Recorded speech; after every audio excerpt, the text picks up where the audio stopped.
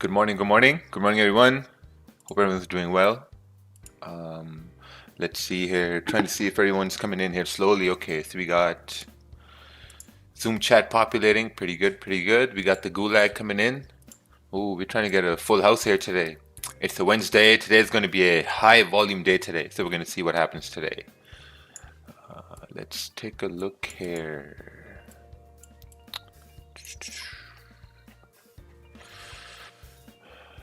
All right, the Village Florida Adventures with Frank and Susan.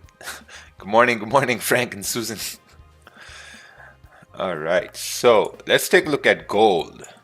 Gold is still in these zones. Yeah, gold hasn't really moved overnight. It just came down from 1840, but that's about it.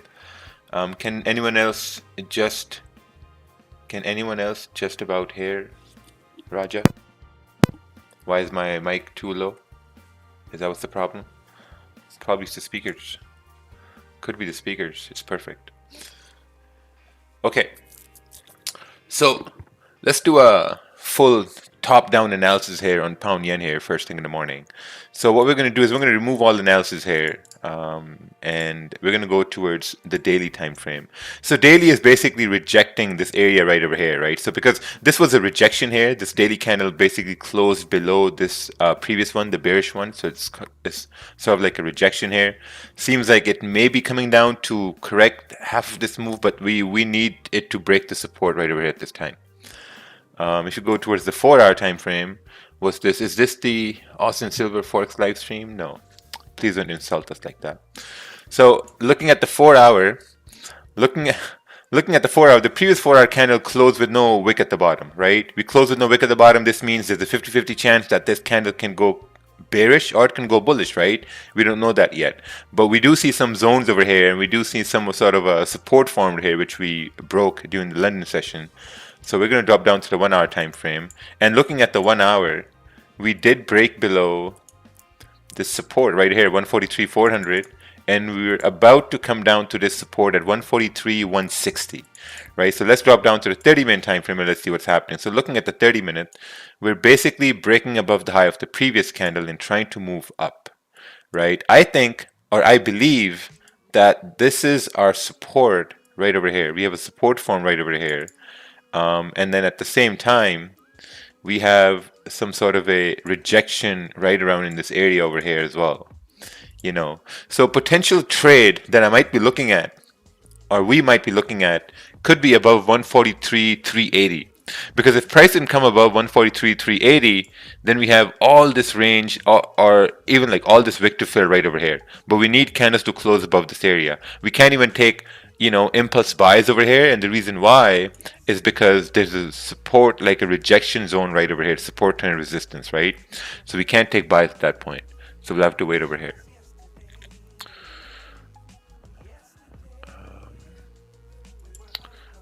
All right. Let's take a look at this chart over here. This is potential buys above this area. Okay, nice, same area, and sells below this area. Perfect.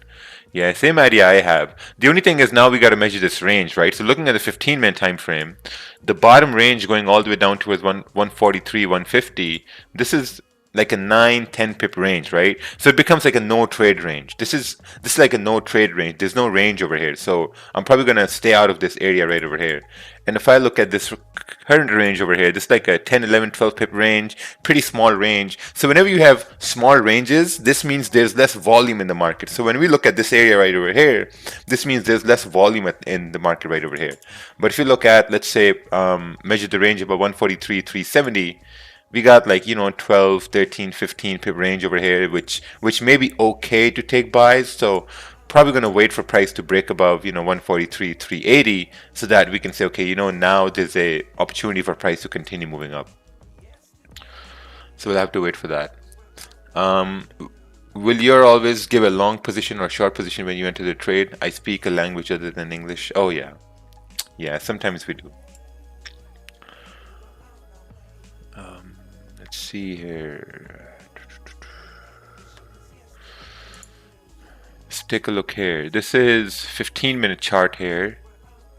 Drew some levels over here, and you're looking for price to come down over here. Okay, so we're going to take a look at these levels to the left here as well. Now, just by looking at it, we're coming up over here, and it seems like we may break above, but we haven't broken above yet. So I gotta wait. If resistance is formed at 143,370, do you think sells will be a good idea? 143,370. Sells, let's see here. Yeah, I think sells could be a good idea. We could potentially talk about sells if a resistance is formed around 143,370. But then again, we got to measure this range, right? So let's say resistance is formed somewhere right over here. So this is like a 11 pip range. So we can't take a sell, because this is an 11 pip range, and it's like a really small range, right? Unless we anticipate price to break this minor support to continue down, which then becomes the 20 pip range. But we don't know whether it's going to break support or not unless it breaks support, right? So I think this is going to be a very tough day here today when it comes to discipline, because you'll have to wait here a little bit here to see what happens. The ranges are way too small over here. Pound yen 1 hour chart, previous support, sells once we break below these lows. Momentum should bring us through the zone. Yeah, I don't know, man. It's like a very strong zone over here. This is a very strong support, right? Because if you look to the left hand side, you will see, even on the 30-minute time frame, you'll see all these rejections here to the left hand side, right? You see all these rejections here, right over there. This rejection, this rejection, this rejection. This was a fake out, so we can anticipate price to kind of like break below 143, 160, 150, and then continue down in this range. I think really, really good sells are going to be below 143, 150, 160 for price to even continue down towards, let's take a look over here, come down towards this area right here, and then bypass this wick fill right over here as well. This is like the same idea we had yesterday, right? Remember yesterday we had a wick to the left hand side, price broke through this wick fill. I think it was right over here. Yeah, right over here. Price came down, went through this wick and continued moving bearish. And right over here as well, price had this wick and a support down over here. So if we break below 143, 150, this wick is going to get filled 100%. And I think that's where I'm going to be looking for trades, because if we look at it this way, I want to make it much more simpler over here. This is a easy range to trade right over here. Really easy range to trade. And this is also a really easy range to trade, right? Everything in between, right over here, this is either a small range or it's a consolidation range, right? So this is why we gotta wait. We gotta wait for price to either break above 143, 380 or break below 143, 150, 160. So that's what I'm looking at. I'm looking at easy ranges to trade. Unless we don't get that, I think we're gonna have to wait here a little bit.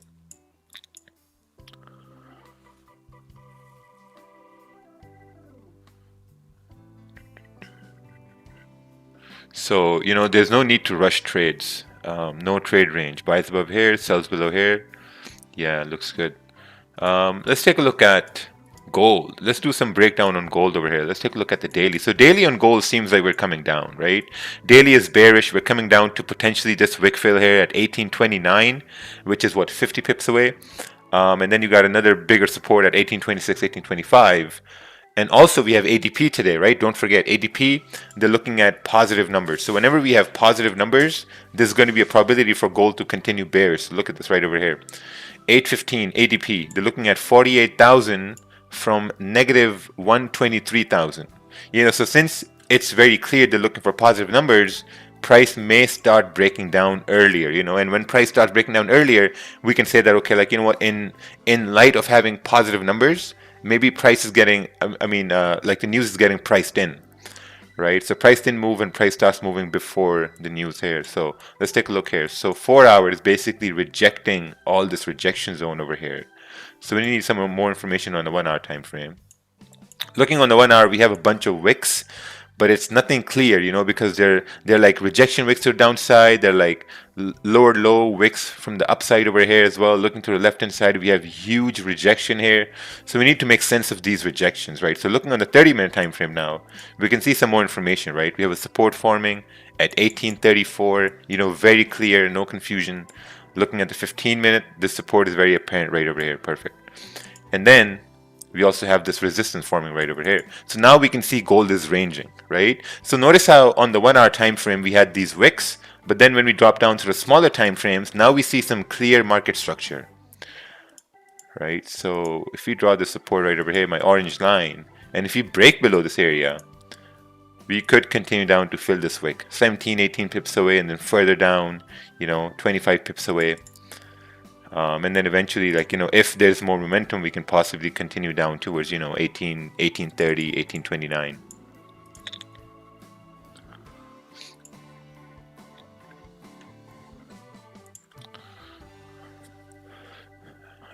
Gold, best opportunity for sells on the 1 hour time frame. Okay, looks good below that area over there.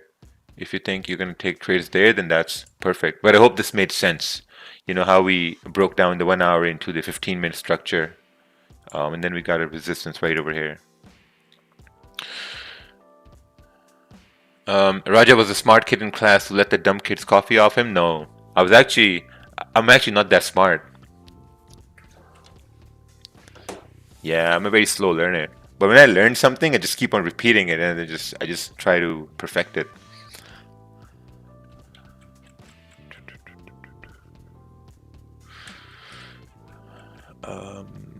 Let's see. What does ADP forecast? I mean, you can see it right over here. Forexfactory.com. You go there, and it's going to tell you right over here. They're forecasting 48,000. It says forecast right over here, and says 48,000 right here. Man, if you're confused first thing in the morning like this, the rest of the morning is going to be very difficult, my friend. Come on, man. All right, let's take a look at this chart. GBP USD buys above. Yes, perfect. This makes perfect sense. See, now this is a very smart analysis right over here. So this is ranging. Basically, this is ranging. This is a small range, and this is a much better range to trade in. Even though we have this wick over here, you're anticipating price to break through this wick to continue up, right? So you got a 20 pip range. This is still pretty good range, this one right over here. Anything else is just ranging, and then again, you got a pretty good range down over here. So it's good. Now you got to wait. So I think drawing zones like that to really identify what range you want to trade, that's going to visually help you a lot to kind of wait for price to come into that.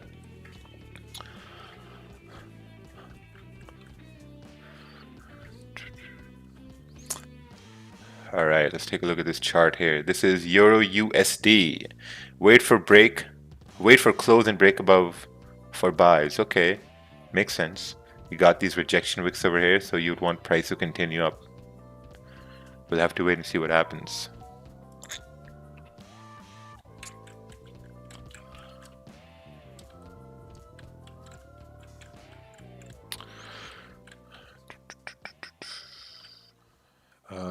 If you check the forecast for the previous data, it's been negative. I think gold is bullish. Okay.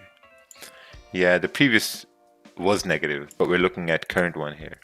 So we gotta wait. It's an easy day, man. I mean, price is ranging, we're in range. You guys just gotta wait for a range to break and then just execute based on that.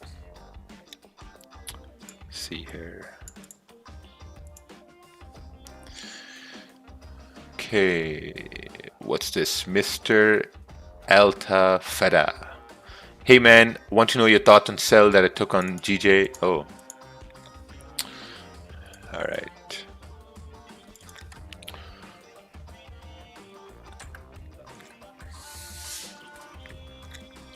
GJ, 15-minute chart. Took a sell over here. Should I close partial BE? Price came back up. You managed risk? Yeah, I mean, if price came back up, that's the only way you can close at break even. Other than that, it's still totally fine. Because you anticipated price to continue down. But when that candle closed weak bearish, then there was a bit of a problem over there because you wanted a strong candle to close bearish.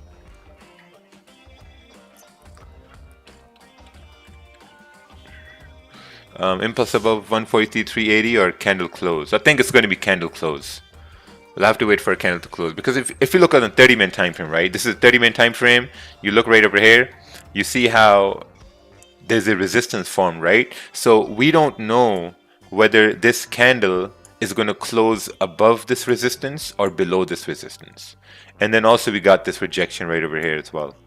So don't be afraid to wait. Most people are afraid to wait. Don't be afraid to wait. Just wait. Just chill out, wait for price to move in one way, and then look to execute. And while you're waiting, sometimes you will miss the trades. Like I miss a lot of trades sometimes. So when you miss the trade sometimes, that's totally fine. It's a part of the game when you miss the trades. And obviously, like, if you look at this way, Monday I had a win, right? Tuesday I had a win. So 2 days wins, even if we don't trade, or like even if I don't trade on Wednesday, it's still totally fine. So you got to be okay with that. I just want to give an advice for everyone who trade Euro USD. Guys, look at the high time frame on Euro USD. Low time frame is usually very confused. Okay, let's take a look over here. Let's break down Euro JPY. Looks like Euro USD is also trying to move bearish. So looking at the daily is obviously bearish over here. Looking on the 4-hour time frame, 4 hours also coming down. We actually broke below support on Euro JPY around 126.320. Looks like we may be coming into this support area down over here at 126.100, 130, 100. Looking on the 1-hour time frame, we're coming down slowly. Looking at the 30-minute time frame, looks like we're creating some sort of a resistance here, right? So we got a resistance over there. We got another support down over here. And if we measure this range, this is in the range now, man. Wow, 7-pip range. Everything's in the range at this point. Got a support down over there, so we gotta wait for that price to break. Yeah, everything's ranging at this point.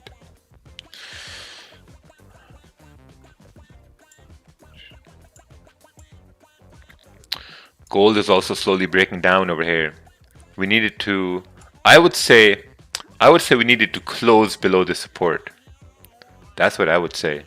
Because I'm very hesitant in taking impulse entries on gold. If this was GJ, if this was pound yen, I would have entered right over here having my stop above this candle and then anticipated to continue down to fill this wick and then further on down towards 1831 right over here. If this was GJ, that's what I would have done. But the thing with gold is gold can sometimes break down and then it can wick right back up in the range. So in these moments it's really, really important to wait. I mean, I would say I would wait for the candle to close on gold here basically to see if it's gonna close below support or it's gonna wick right back in support.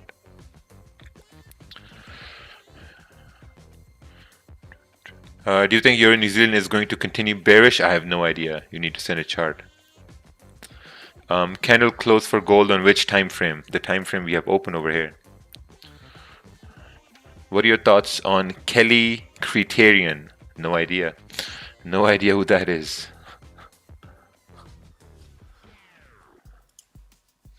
Yeah, look at that. GJ is also rejecting that area over there. We're basically ranging here. Let's take a look at pound USD. GBP USD.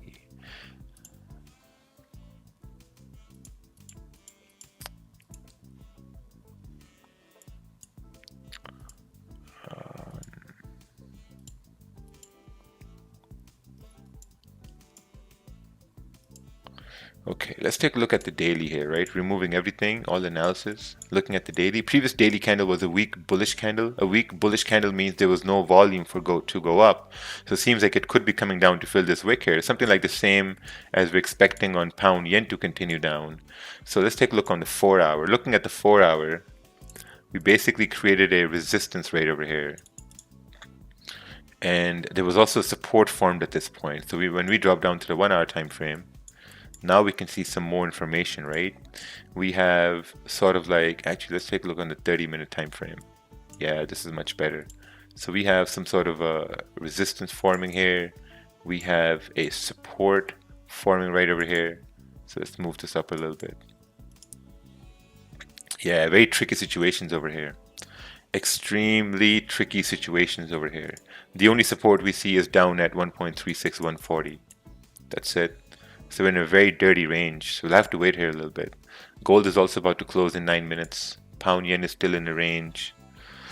I don't understand why people who can communicate with you can ask you for important things about trading and learn something. Okay, yeah. GBP AUD. Let's take a look here. GBP AUD, waiting for a bearish close in this area to retest the lows. This is pretty good. I mean, if it continues moving bullish and we create some sort of a resistance, then we can continue down. You know, also you got to measure how big this range is from this support over here to down at this point right here. You got to measure how big that range is, or if that's even worth taking, you know, worth executing on.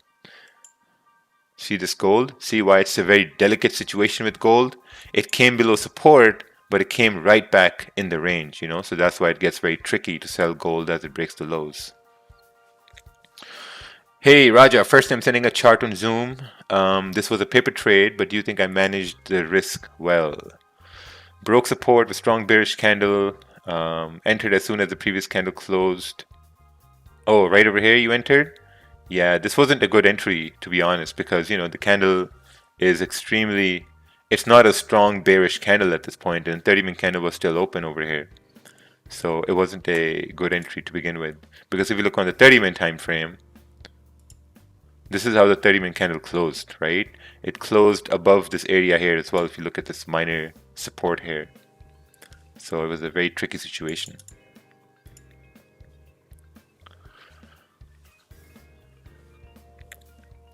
How big of a range do you look for before getting in a trade? You want like around 20 to 25 pip range, you know, because you got to look at it this way, right? If you have, so if you measure this range, right, this is like a 24, you know, 24 pip range right over here. So if you have a 24 pip range, and if you take a sell, you know, then it's going to be pretty easy for you to get into like, you know, 10 pip profits, 12, 15 pip profits. But if you have like a 10 pip range or a 12 pip range minus spread, you know, spread is like almost like 1 to 2 pips at times. You're losing 1 to 2 pips right off the bat, so you're left with 10 pips. And then it gets very difficult at that point because, you know, if you have a smaller range, I mean, price will not always go to the, like, you know, end of a range, you know. It will always go to like certain parts and then reject, retrace. So you want like a 20 to 25 pip range to take a trade, to take a very good trade actually. How do you choose a pair to trade? You just select one pair and then you just stick to that, and that's the pair you trade. Why whenever there's news, all pairs are ranging? Why, Raja? It's like, why? Why does that happen? It's like, you heard the phrase which is called, it's calm before the storm. That's what happens over here. You know, because when you have high volatile news means there's going to be a lot of volume when that news happens. You know, so it's always calm before that. Price ranges, you know, price chills out a little bit. Because the longer the price ranges, the harder the breakout is going to be. So that's why most pairs just range whenever there's a, like, you know, high volatile news event. And as you can see right over here, we've been looking at charts for about 30 minutes here almost, and candles are about to close, and we're still in this range here. We may start breaking down, so we're gonna have to wait and see. Raja, how do you trade OPEC? You don't trade OPEC. It's like saying, how do you trade NFP? No trade range, very strong support, so my bias is buys later in the session. Okay, perfect. Buys above this area, looks good. Sells below this area, looks good. Yeah, we'll have to wait here. Ooh, gold is moving now, on its way. I think it broke the low on the 5-minute over here. This was a confirmation. Even if someone has entered was right over here, you got like a 15 pip stop, almost like a 29 to 30 pip gain. Yeah. Still very tricky gold. I'm going to just copy your trades to the T and do my own thing on another account. Okay, I think that could be a pretty good experiment there, not gonna lie. Just copy everything and see how it goes.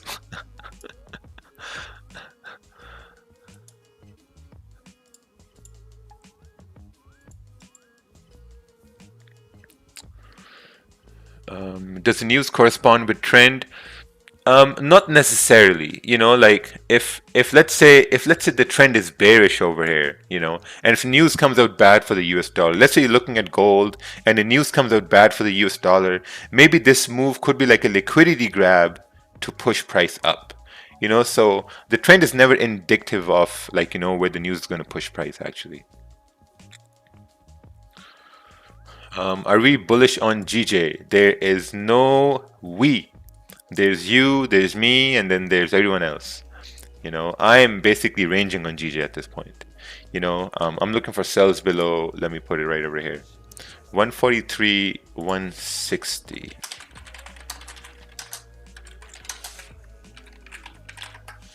This is what I'm waiting for. 143, 160, sells below here.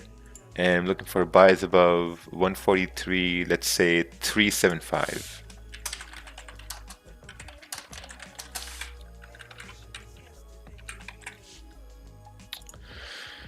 Yes, sir, that's it. Sells below this area and buys above that area. Other than that, all this is just range. You know, it's just noise at this point.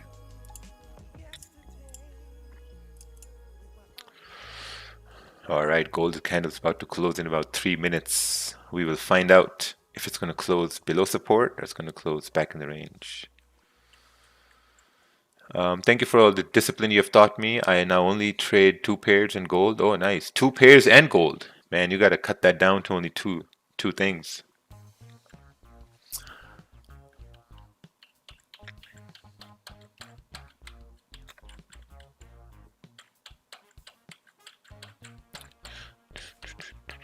I have a question for the more experienced traders here. When you became fully independent in your analysis, it's like, okay, so if you look at a price right like this, right, and the way you're going to become confident in your analysis is to identify an area where you think you can take a profitable trade.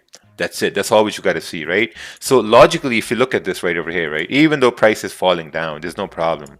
If you look at this range, this is like an 8 pip range.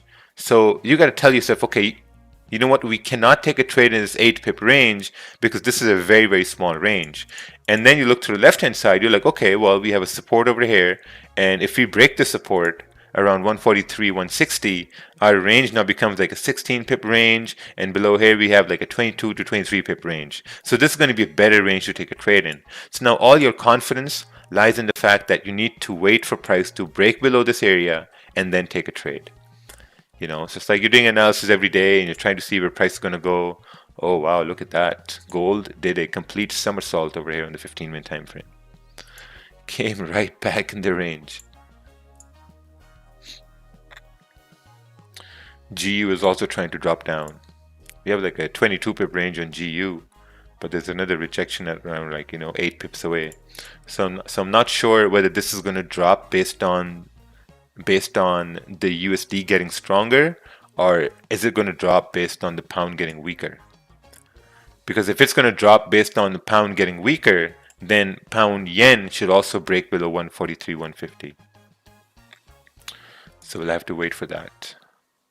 Wait for this area to break and then take a sell.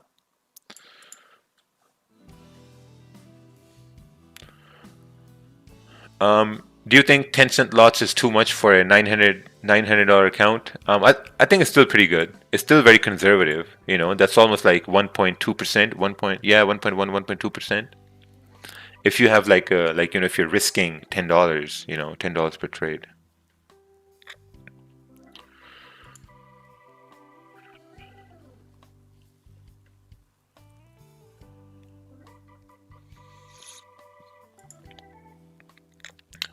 All right, let's take a look at this chart over here. I think gold is on a wider range. Okay, that's fine. That's still fine. This means you're waiting for price to come up a little bit more to take buys. That's all. That's what it means.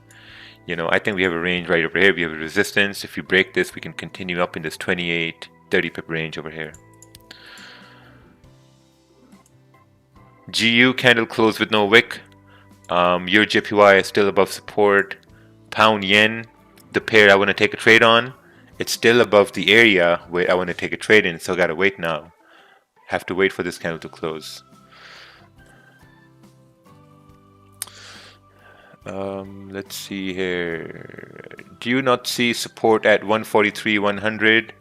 Yeah, there is that support, but then if price breaks below 143, 160, we're expecting volume to continue pushing price through that area and push all the way down towards, you know, at least 143 even. So I'm going to be waiting over here. And during the time that I'm waiting, if I miss the move, then that's totally fine as well, right? There should be no FOMO. Oh wow, look at that. We're moving down over here, but there's no confirmation for me to enter a trade. So we'll have to wait. Let's take a look at Euro USD chart over here. Euro USD entry when this candle breaks the low on the 4-hour time frame to continue down looks good because it's going to break the low and then higher probability for it to continue bearish. Do you always wait for the candle to close below support? Yes, especially right over here. Especially right over here, because if I enter at this point, right, two things can happen. If I enter right over here, price can wick back in the range, right, and I can have a losing trade, or price can continue dropping down and I have no confirmations to enter a sell. Something's going to tell me that price is going to continue dropping down, you know, so I'm going to be willing to just stay out. I'm going to be willing to miss the trade if it continues down, you know, so you got to be able to identify that. When you say potential sells below XYZ amount, where are we buying to sell? What? When you say potential sells below XYZ amount, where are we buying to sell? We're not buying anything to sell. We're just shorting the market. That's what's happening, but we're waiting for confirmations. I mean, in trading, you can sell without buying. You can just short it, you know. It's confusion of the highest order. Yeah. Someone's saying he's thinking about a grocery store. No. Forex is like that. All right, let's take a look at this chart over here. This is a pound yen chart over here. You entered a short over here. Yeah, candle closed with no wick. We already talked about this. It's like not no wick. It's like a big rejection there, you know. So there's a little bit of a problem there as price would continue down. Would you rather wait for the 15-minute to close below the support? Yes. So we'll have to wait at this point.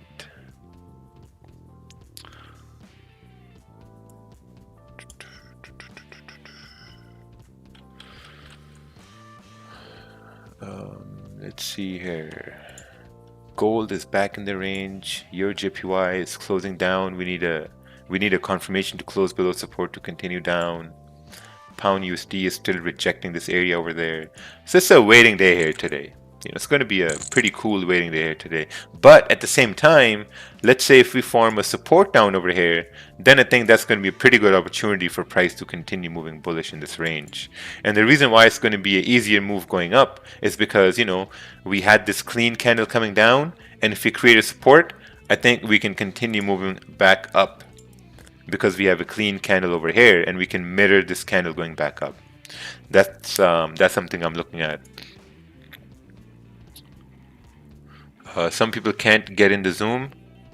I'm not sure what's going on. Let's take a look here. It's in the Slack group that left the message. Yeah. Should work. I mean, we have like 600 people in Zoom. The capacity is 1,000. I have 1,000 people capacity.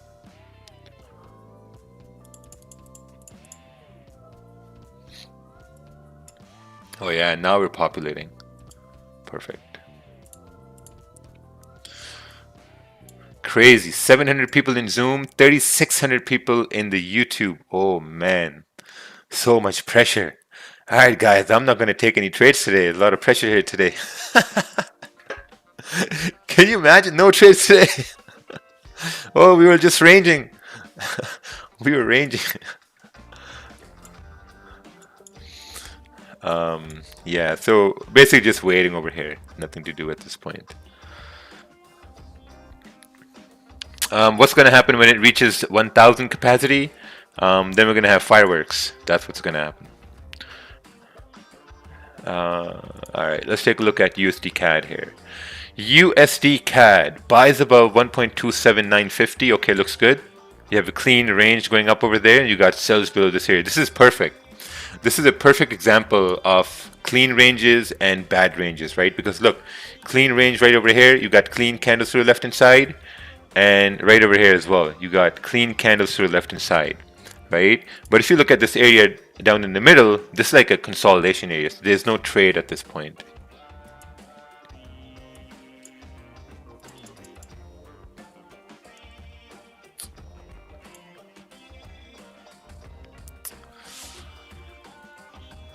I'm not in a trade, but on GJ, even though it closed above support, could you not anticipate dropping as it has a big liquidity wick? No, because it's closing above support. We can't anticipate it to drop if it's closing above support. We can't.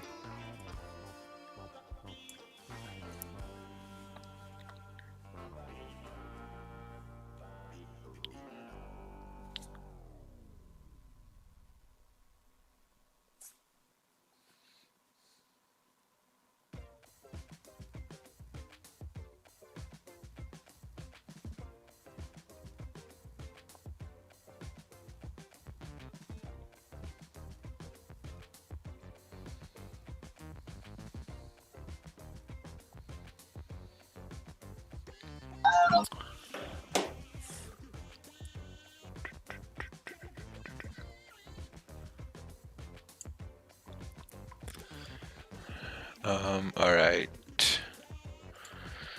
Gold is still in the range. Your JPY is still in the range. Yeah, there's nothing to do at this point. Oh wow, you know what happened in Zoom? On Zoom we reached 700 people and then everything just retraced. And now we're down to 400.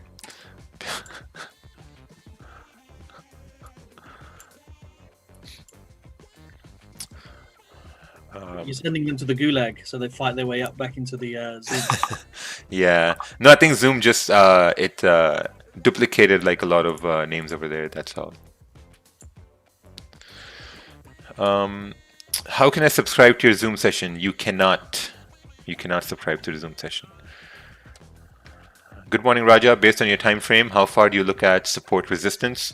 Like, you know, so we have one support right over here, and if we break below this area, then we have another, like, you know, big range going all the way down at, you know, 143 right over here. So that's what we're targeting at this point. 143. But we need price to close below 143, 160. You see right here, 143, 160. Oh wow, look at this. We got a question over here. I'm in a sell on your JPY from 126 220. 126 220. How can I manage risk? First of all, Chris Jericho, I think you should stick to wrestling. And second of all, this was not a good sell either way over here. You know, because there was no confirmation at all. Because look, the 4-hour candle still open, 1-hour candle still open, you know, 30-minute candle. I mean, we don't know whether this candle is going to close below support or it's going to close above support. So Chris Jericho, you got to wait. You got to wait for at least some candle to close below support before you take a sell. Got Chris Jericho in it.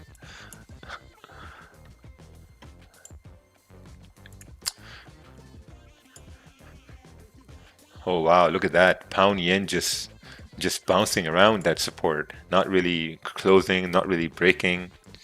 Mr. Vicky Mac, please, I need your thoughts on my chart. All right, let's take a look at this chart over here by Vicky Mac. This is a AUD USD chart, severely zoomed out chart, but I think some things make sense over here. And the things that make sense over here, because you got clean range above 76,320, clean range, perfect, beautiful. You know, this is why, like, you know, you gotta wait, because if you look at where price is right now on this 30-minute time frame, you can see prices in this range over here, and gentleman here is waiting for price to break above this area because you got clean candles to the left hand side and break below support because you got clean trend that happened earlier on. So this is pretty good, man. You guys in YouTube, you guys are learning for free. So, wow, crazy. I never would have thought, like, you know, this type of education is going to be out there.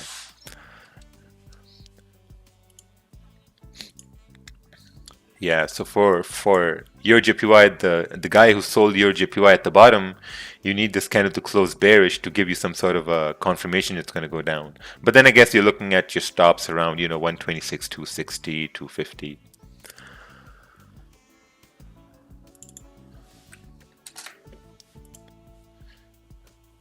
So you got to wait over here at this point now. Let's take a look at this chart.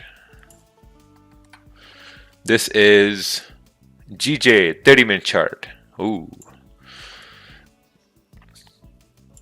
So you took a sell at this point, entered sells, closed 75% at rejection area, leaving the rest as break even. Okay, it's good. It was kind of risky. I wouldn't have taken this, but it's good. Seems like you took it based on when this candle came back down to go bearish. Nice. We got some cowboys over here, that are still making good trades, good analysis. That's good. I just wait for better confirmations, clean ranges, but still pretty good. If you guys are taking trades. What do you provide in Zoom group? Cookies and donuts.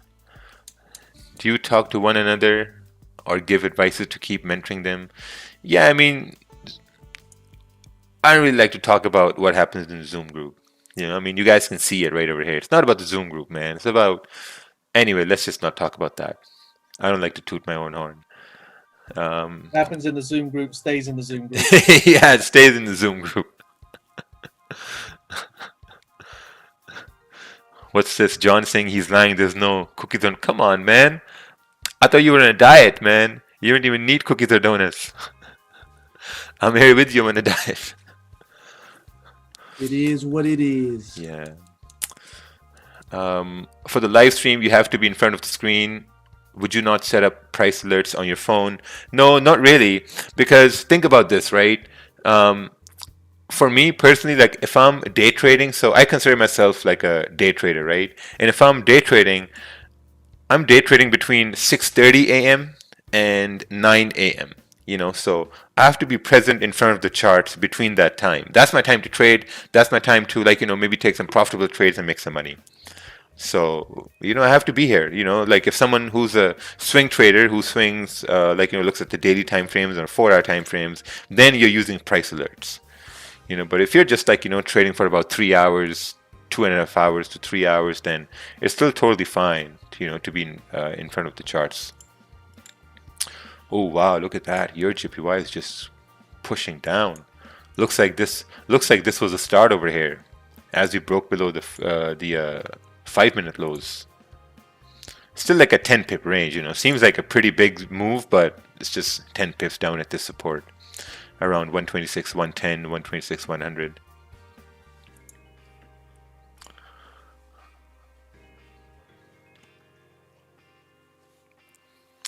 What was Chris Jericho's trade? Chris Jericho's trade was a sell on your JPY at 126, 220, and seems like it went down a little bit, 6 pips, 7 pips, and if there's more volume, I think it should continue moving down towards 126, 100, 110.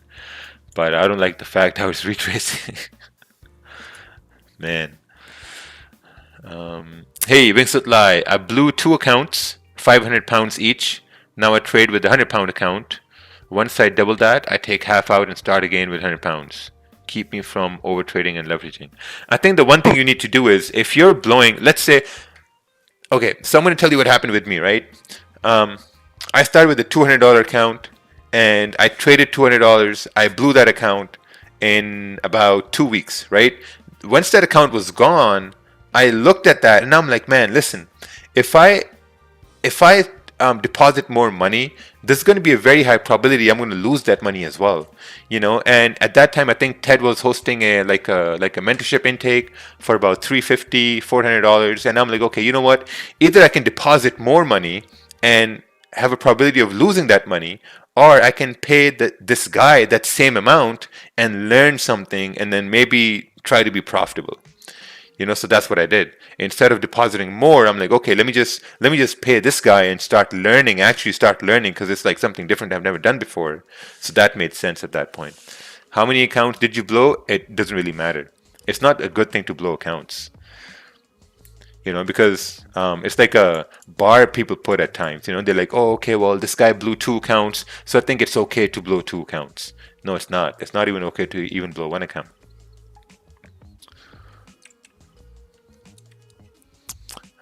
James, Raja did the current exactly the same with you. Oh, nice, nice. Yeah, man. Like education is gonna take you far, far, far, man. Like it's really, really important. Anyone, you know, with anyone. It's not like with me or someone else. It could be anyone. Do you think being at charts more than 3 hours is okay when still learning, not to overtrade? No, no. You need to have a balance. You know, like looking at the charts is like working out. That's what it is. It's like working out. Are you going to be at the gym for about 3-4 hours just to like watch people? No, you're going to go to the gym for about an hour and a half, and then you're going to come back home. Same thing is with charts. You know, you spend your time 3 hours on the charts, and then you're done, because you need that mental breaks from the chart. It's very important having mental breaks. If you don't have mental breaks, there will be a time where you will take a dumbass trade when you're not supposed to take a trade. All right, let's take a look at this 1 hour chart here in pound yen. So we're looking at sells below this area to come down to this support. Pretty good. Sells below 142 to 920. Ooh, 920 right over here. Half position open at 143, 150. Okay, right over here. Beautiful. And buys above this area to go up. Nice. I kind of have the same ranges too, so that looks perfect.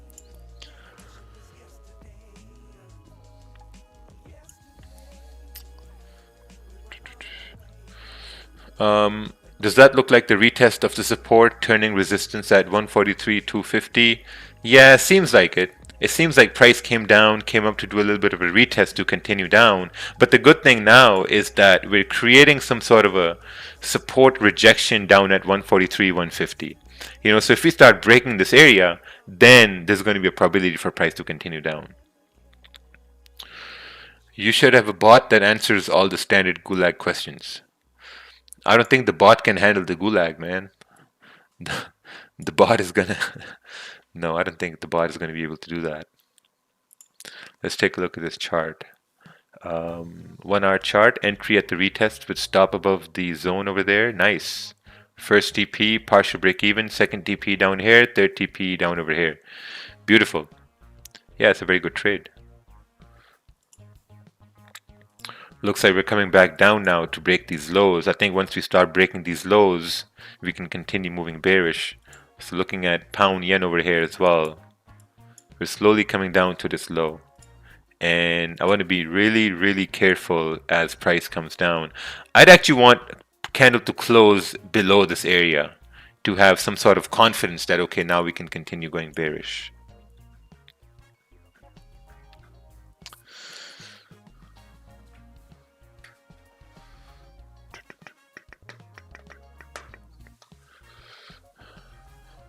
Okay, let's take a look at this chart over here.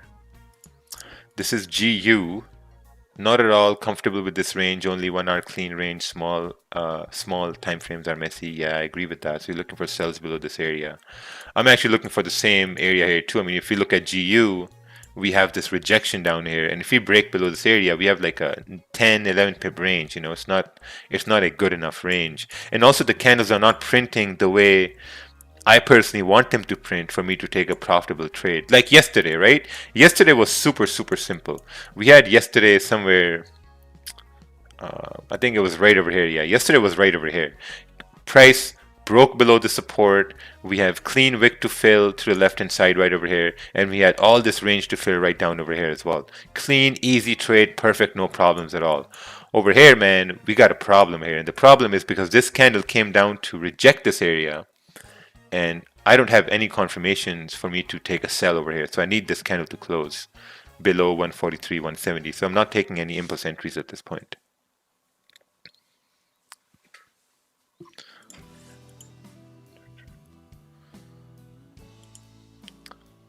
But if it does continue down, then so be it.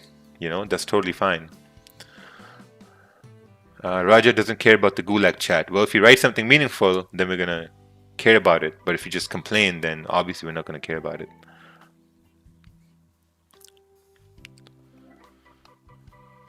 Hey, I'm being too safe with these GJ buys. Would buys above 143,400 be a goat shit area? I think buys above 143,380 would be better. But we're looking at sells over here.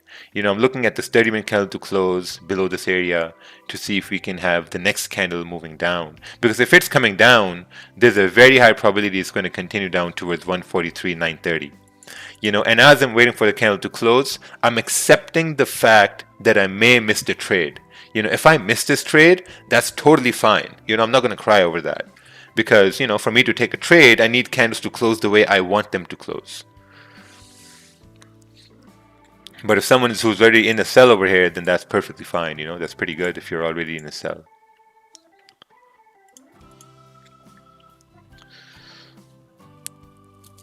When did you know you were ready to quit your full-time job? I didn't know that. I just left it.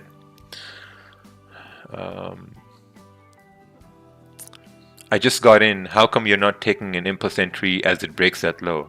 See, Anthony, you just got in. That's why you're asking that question. Because if I look at the 30-minute time frame, it's just moving down. So that's why I'm not taking any impulse entry. I'm actually waiting for a candle to close, and then I'm going to see if I can take an entry below this area here. Because we're closing below this area, which is pretty good, and I just need some confirmations.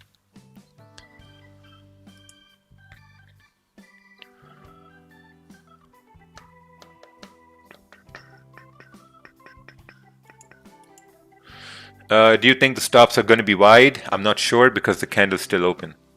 So we got to wait. Please check NZD USD sells below. I think you need to post a chart.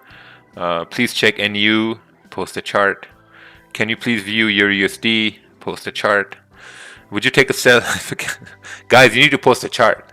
We can't just look at random pairs. You need to send charts.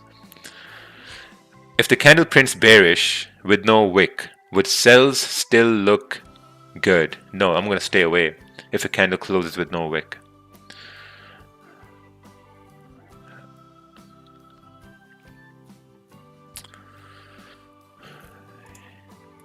Yeah, it's going to be a waiting day over here today.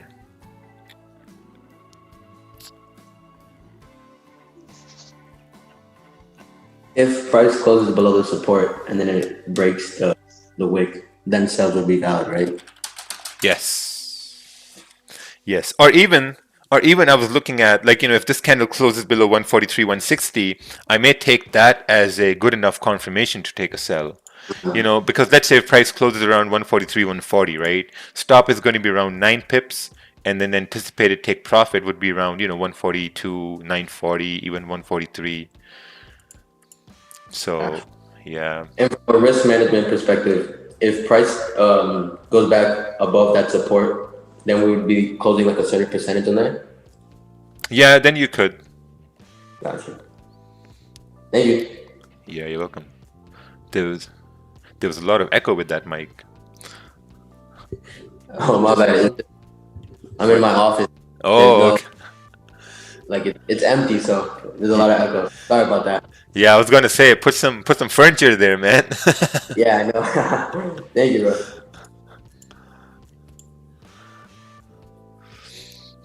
bro. Okay, let's see over here. How do you broadcast on Zoom and YouTube? You can do anything you want when you sexy. Hey guys, just found your channel and I'm glad I found you. I'm a total noob. If you could go back to when you started trading, what advice would you give to yourself? If I would go back to the day I started trading, the one advice I would give to myself would be to focus on 1 or 2 trades. That's it. 1 or 2 trades a day and just one pair. That's it. Because when I first started, right, my starting was pretty profitable. We started by trading USD CAD. It was extremely profitable. And then I started introducing new pairs to my trading plan, like USD JPY, AUD USD, New Zealand CAD, New Zealand USD, GP USD. So when I introduced a lot of pairs, thinking that I can make more money, it basically backfired, because now I had a lot of other things to look at. And then I had to go back to the basics, just focus on one pair, 1 to 2 trades a day, and then that's it. It took a long time for me to really understand, the basic intricacies whatever the word is, you know, of that certain pair. Because think about this. If you're focusing on pound yen, you're going to notice that pound yen moves almost the same way in the New York sessions as it does in the London sessions and in the Asian sessions, right? But if you mix that with something else like Euro USD, now you're looking at two very different movement of price action. You know, so that's why it's really important to just focus on one pair at this time. Yo, Raja, can anyone join the Zoom meeting? No. No, sir. Yeah, everything's just ranging over here. It's going to be this is a character building day. Look at gold. Gold started to break down. Now it's starting to break up. So we need a candle to close above this area to guarantee that we're going to continue moving up, even though it has around 3 minutes left over here for it to close.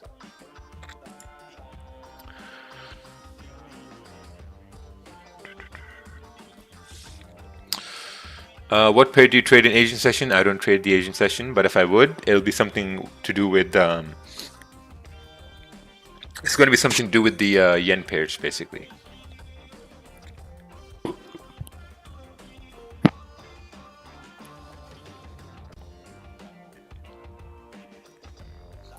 What's the difference between watching Zoom and YouTube? The big difference is that people in Zoom get first priority, and the other difference is that YouTube has a 5 to 10 second delay. You know, so whatever we say here, there's like a 5 to 10 second delay on YouTube. All right, let's take a look at this chart over here. This chart is sent in the gulag. So looking at this over here, pound yen 1 hour chart, you're looking at cells below that support. It's pretty zoomed out, so we're going to zoom in over here.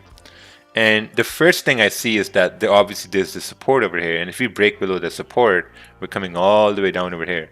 I'm not sure why you have this zone plotted down over here, but I guess your first target should be at this point. Right there, around 143. A little bit below 143, you know. So as we are waiting for this candle to close, we can clearly see how this candle is closing back above support or below support. We don't know that, right? We need to wait. We need to wait for that. Gold is also trying to break above here to continue bullish. But we're going to be focusing on pound yen at this time.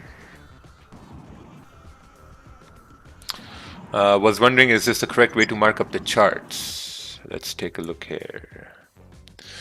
This is USD JPY 30-minute chart. So you have a resistance here. Okay, you have buys above 105, 160. It looks pretty good because this is a small range over here. Small range, no trade range. I think this range would be much better right over here, right? This range below this area and this area, this will be much better over here. But also we have news coming in as well. So we're not sure what type of volume the news is going to bring in. So we got to wait for that.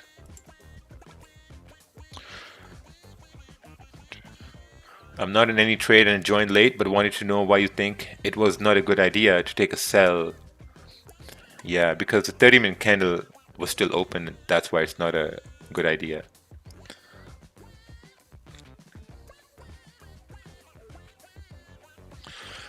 All right, we got 1 minute left for these candles to close.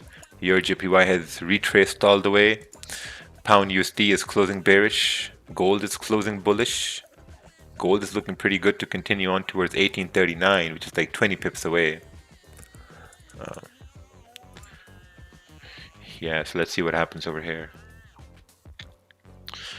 Hey guys, I'm having some serious bad internet connections. Timestamp will be crazy and a lot not be recorded. Oh, not a problem, man. Not a problem. You're doing a great job. We have someone in the gulag, man. They make timestamps and that's unreal. You know, timestamps of every minute, that's crazy. Crazy dedication there. Obviously, like, you know, we compensate people for their hard work as well. All right, so we got 6 seconds left. And looking at price action, we can see, oh, look at that, man. We closed above support. There's no trade. There's no trade at this time. Looking at gold, gold closed above resistance there as well. You know, it's a pretty good opportunity for gold to continue moving bullish. Looking at the smaller time frames, I mean, if you do break above the high on the 5 minute, it's still going to be like a nice 20 pip range for price to continue moving up. Looking at Euro JPY, we closed back in the support. Looking at Pound USD, it's basically retracing on the 5 minute time frame to possibly continue down. But I'm going to be focusing on Pound Yen over here. Strictly Pound Yen over here. Because if we're rejecting this support, okay, take a look at this, right? Yesterday at London close, we rejected 143, 170 as support, right? And if we start rejecting this area here again, and if we start breaking above the high of this previous candle, I think we can have a move going up towards 143, 370 in this 14, 15 pip range. So everything's just ranging at this point. Look at the 15 minutes, man. Just crazy. What's holding you back? Holding me back with what? All right, let's take a look at this over here. AUD/USD sells below this area here to go down. Looks good. We also have high volatile news coming in here as well. We have a NASDAQ chart coming in. This is US 30. Less risky trade. Wait till the 4-hour candle to make a new low and close bearish. Okay, so what I want to say to this is, if you're looking for sells after uptrend, I think look for some sort of a support to be formed on the 1-hour time frame or a 30-minute time frame, and if price breaks that support, then look to take sells at that time if you break that support. So yeah, we're gonna have to wait over here now a little bit. I may want to take a buy once we break above 143, 230. Right over here, keeping the stops at 6 pips, 7 pips. Ooh, Miss Banks Rocks donated $5 over here. I've made some money from these streams. Thank you. Oh, nice. And ladies are here for Sacha. He is smoking. We got 10 euros coming in. Hello, what do you think of the natural gas? I have no idea about natural gas. No idea at all about natural gas. So I can't answer that question. I think if you sent a chart, we might be able to look at that. All right, look at that. Gold broke the high. Gold should continue on towards 1840 now at this point.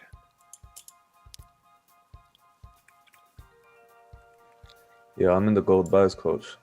I Nice. bought off the 1 minute, but I'm just hoping that it doesn't break the 1 minute lows and highs. Nice. I'm up like 3-4 pips, but I don't want it to come down, which is coming down now.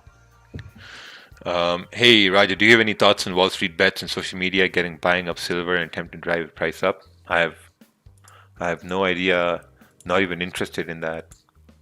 Because I mean, look at it this way, right? I mean, it's all a big pump and dump.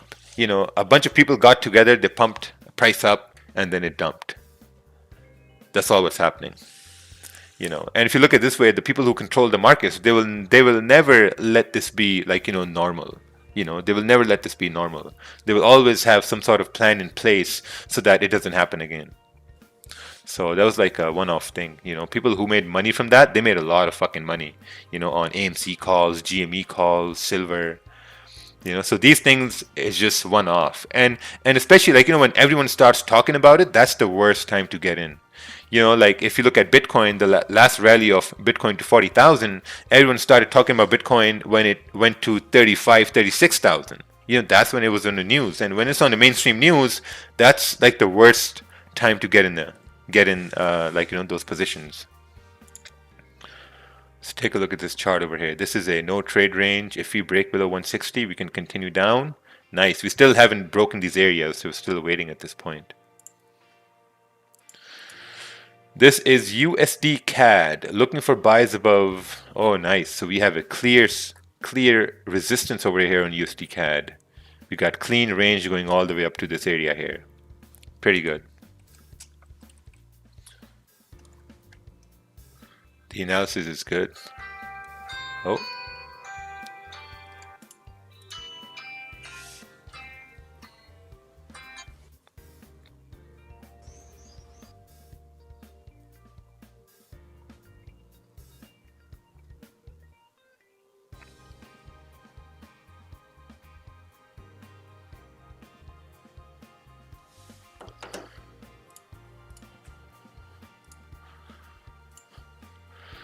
It's an extremely delicate situation. We're still above support. There's no trades at this point. Let's take a look at this chart over here.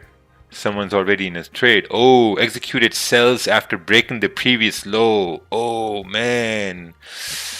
Yeah, that was not a good trade at all. No, no, no, no, no. We were still talking about that trade. We were still talking about how you need candle to close below support. It's a very strong support.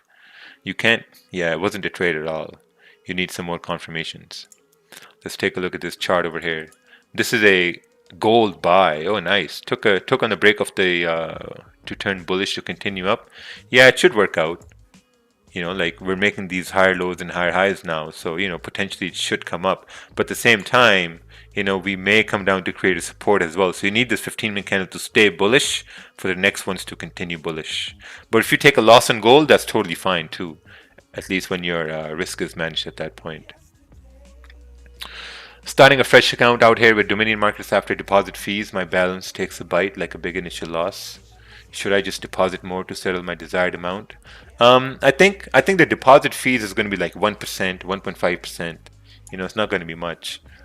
It's just the transfer fees we have to pay. Let's take a look at this chart over here. US 30 ranging. See, this is a perfect example of a strong range before a high volatile news. You know, so price is just ranging at this point. So we're just waiting here. No trade yet. Just patiently waiting, just chilling out, you know, relaxing. How well do you think analyzing candle formations would work on other assets like crypto? I think candle formations work on all pairs. You know, you just need some sort of volume in those pairs. I don't trade crypto, so I'm not sure at what time there's volume in crypto markets. So, you know, whenever you have volume in crypto markets, that's when you should be looking at, like, you know, if candle formations are really going to work or not. But generally they do work. I have some guys in Gulag here, they trade Ethereum and Litecoin based on candle formations. Let's take a look at this chart over here. This is GBP JPY, anticipated price to go down. Took sells over here.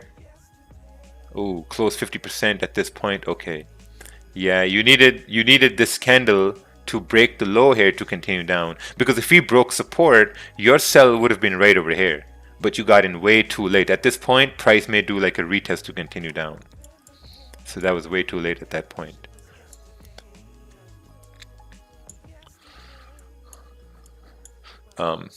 We've been on the stream for about an hour now, and no trade so far. There's absolutely no trade. 1 hour, no trade, just waiting.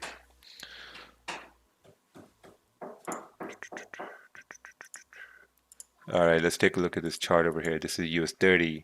You're looking for price to break below this area to continue down. Nice. I think you're gonna have you're gonna have some volume coming in with the news for US 30 if it's ranging at this point. Will you give Kong a short position, please? I don't know who Kong is. Why do we use 30-minute candle sometimes and sometimes some other? What's the reason, logic behind it, and how to choose that? It depends on, I mean, it's a lot to do with experience, I would say, right? So if you look on the 15-minute time frame, we can see if price starts to break above, you know, 143.230, there's an opportunity for price to continue moving bullish at this point, right, in this like 12-13 pip range. And if you look on the 30-minute time frame, it's going to make sense, because if this 30-minute candle breaks the high over here, then that means that it's creating a higher low, a low that's higher than the previous candle. And if it breaks the high, that means it's creating a higher high, which is higher than the previous candle, you know, and that means price should continue moving bullish. So in 30-minute it makes sense. On the 15-minute it also makes sense at that point. But you know what? To be honest, I'm not going to be taking a trade in this range over here, because I just realized that even if I take a buy at, you know, 143.240, the range is like 12 pips minus spread. It becomes like, you know, 11 pips, you know, 10, 11 pips. So I'm going to be taking this as a paper trade, and I'm not really going to be executing on this trade because it's a smaller range, you know. So I want like a bigger range to execute a trade in. That's where my comfort level basically lies. So your GPY is also coming back in the range. Man, lots of waiting over here today. Akeem Johnson donated £5. Watching you has improved my trading a lot, helping me manage risk a lot. Oh, nice. Thank you, man. Gonna get some eggs here. Gonna get.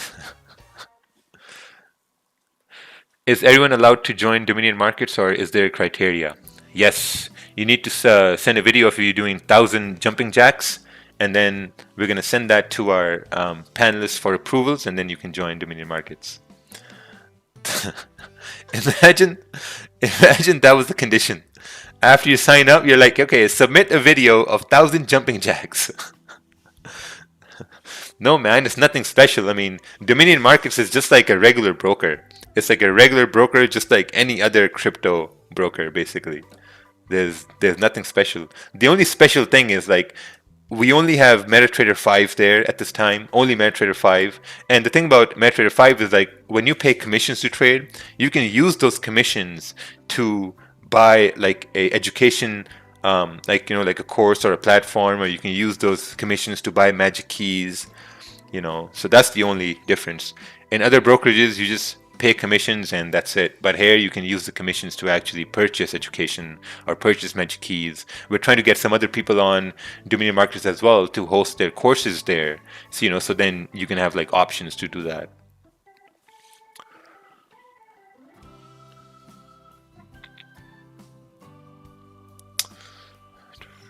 Are there any funding fees? It says 0 fees on the website.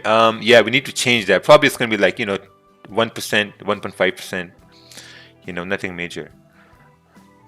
So we're breaking above over here. Now, if this was a 25 pip range, I would have entered a buy at this point. I would have entered a buy at this point right over here for price to continue moving bullish, and my stop would have been down over here. Only if this was like a bigger range, you know, like a 20 pip range, 18 pip range, I would have done that. So I think next week it's going to be open for registrations. So next week you guys are going to be able to register, and then we can continue on. Oh wow, look at that. I think if it's breaking the high, it should continue moving up in this clean range here to the left hand side. So if you look on the 15-minute time frame, you have a clean candle came down, and if you stay above this area, there's a very high possibility we're going to continue moving up in this range. But it's just like a smaller range, you know, like if this was a bigger range, would have been perfect. Well, it looks like gold is also respecting the lows over here to continue bullish, which is pretty good. It's moving just as we expected it to move. 1840 is going to be a good target for gold to continue into. Looking at your JPY, it came back in the range, very difficult to trade. GU also retracing back in the range, sort of like doing a retest at this point. And also I think GU is waiting for the USD news here as well. Hey Raja, since I never opened through Bitcoin, do you know the withdrawal thing work? Yeah, we still have to work those things out, the withdrawals. We're looking at different options, you know, options like PayPal and stuff like that. Since candles are printing bearish, would it be better for resistance to be formed and then broken to continue going bullish? Yeah, we have this resistance right over here on the 15-minute time frame, like smaller resistance.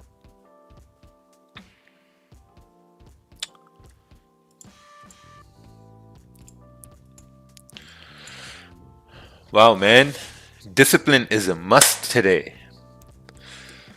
Discipline is a must. Damn, been waiting for so long. Does Dominion Market support Indian withdrawal? Come on, man. Shit. India? I don't know. You gotta ask your President Modi over there in India. He doesn't support Forex. That's the whole problem. There's a broker called OctaFX. OctaFX, there's a broker OctaFX in India and Pakistan, and they have really wild spreads, man. Someone told me the spread on GJ is like 4 pips. 4 pip spread. You can't close partials. Okay, so let's talk about this candle right over here. Now it becomes a really difficult buy over here because we close below this resistance.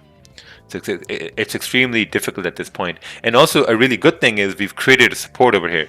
So if price starts breaking support, then we can have confirmations for price to continue down.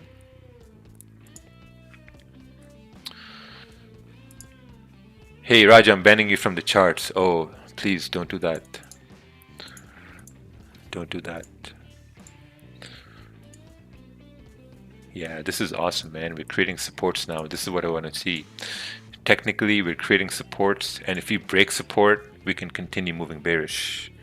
That is perfect. Let's take a look at this chart here, sent from the Gulag. This chart was sent by Ryan in the Gulag there. Pound JPY sells. You sold over here. Thanks for the live stream, but go learn English. Hope will not tell you this again. Oh, sorry about that. Nice. Interest rates tomorrow. Let's see what happens. Are you saying impulsive or break and close? See, it depends. It depends how this candle closes. Let's take a look at the our trusted Chinese indicator over here. Oh, look at this. Chinese indicator is saying pound is bearish and euro is bearish. So it looks like the Chinese indicator went from trusted to untrusted here today, because there's nothing bearish about pound yen right now unless we break below, 143, 150.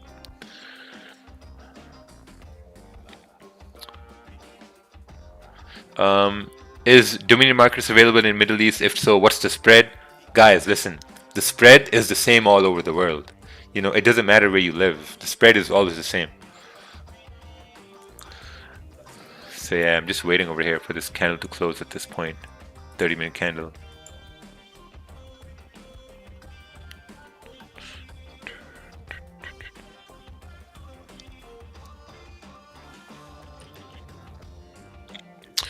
I have diagnosed myself with FOMO. What's the cure? Just don't trade. Take like 1 or 2 trades a day. I'm sorry I got everyone asking about Dominion markets. Yeah, that's fine. Gold should be continuing on towards 1840 over here, slowly but surely. So we'll see what happens.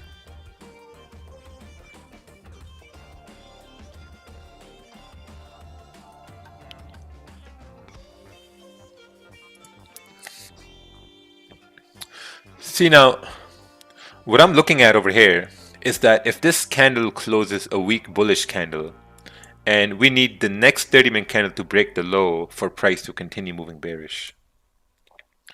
Or even if you look on the 15-minute time frame here, if this candle breaks the low at this point, the next one is going to be a really good opportunity for price to continue moving bearish. Hey, thank you, Raja. 3rd win on gold for the week. Oh, nice. 3 days, 3 wins. Beautiful. I have a question about Dominion markets. If I deposit with my bank card, can I get withdrawal profits to a different bank card? Yeah, we can take a look into that. But we're still waiting for confirmations from, those withdrawal methods. All right. We are coming back down over here. If we break below 143, 150, there's a very good opportunity for price to continue down. And I'm going to be waiting for a candle to close, right? So this is what I want to see. I want to see a candle close like this, a bearish candle close like this. And the next candle is going to be the selling candle, So this is going to be the confirmation candle, and this will be what I anticipate the next candle to look like for it to continue bearish.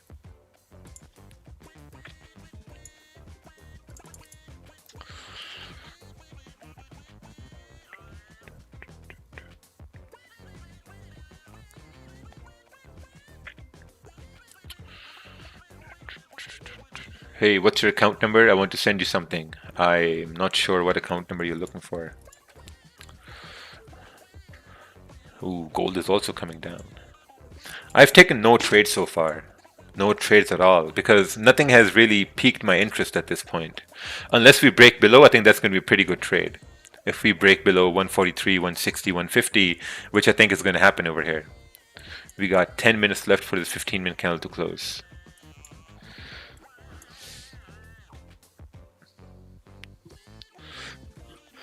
Hey, how many points in commissions can I have to have a date with you? Well, Lewis, if you promise a steak dinner, then you don't need any points.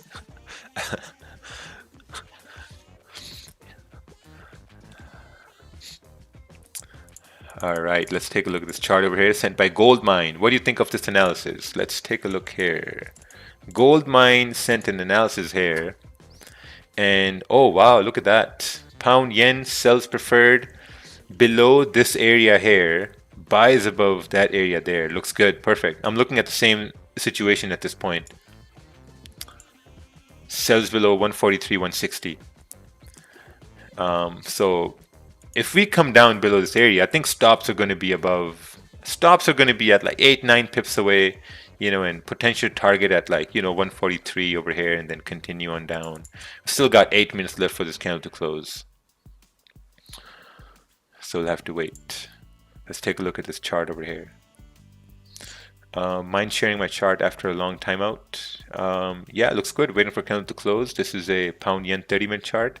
I think if you look on the 15-minute time frame, you're going to see some more confirmations, right? Because in the 15-minute, if you can see a candle closing below, then you can have the next 15-minute candle actually continue moving bearish. So this is pretty good. This is now becoming our confirmation candle, right? This is going to be the confirmation candle. So we got to wait for this candle to close. Got 8 minutes over here.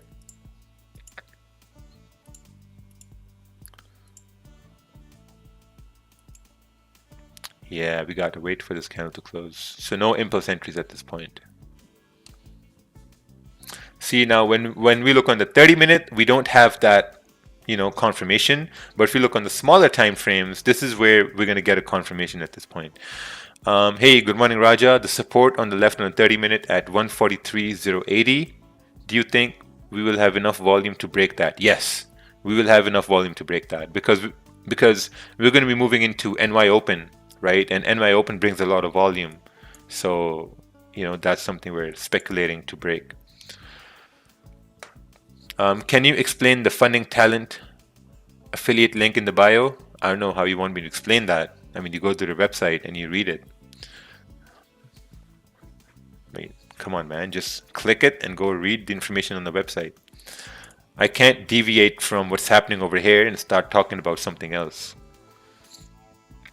That's like using the phone while driving, which is actually very difficult.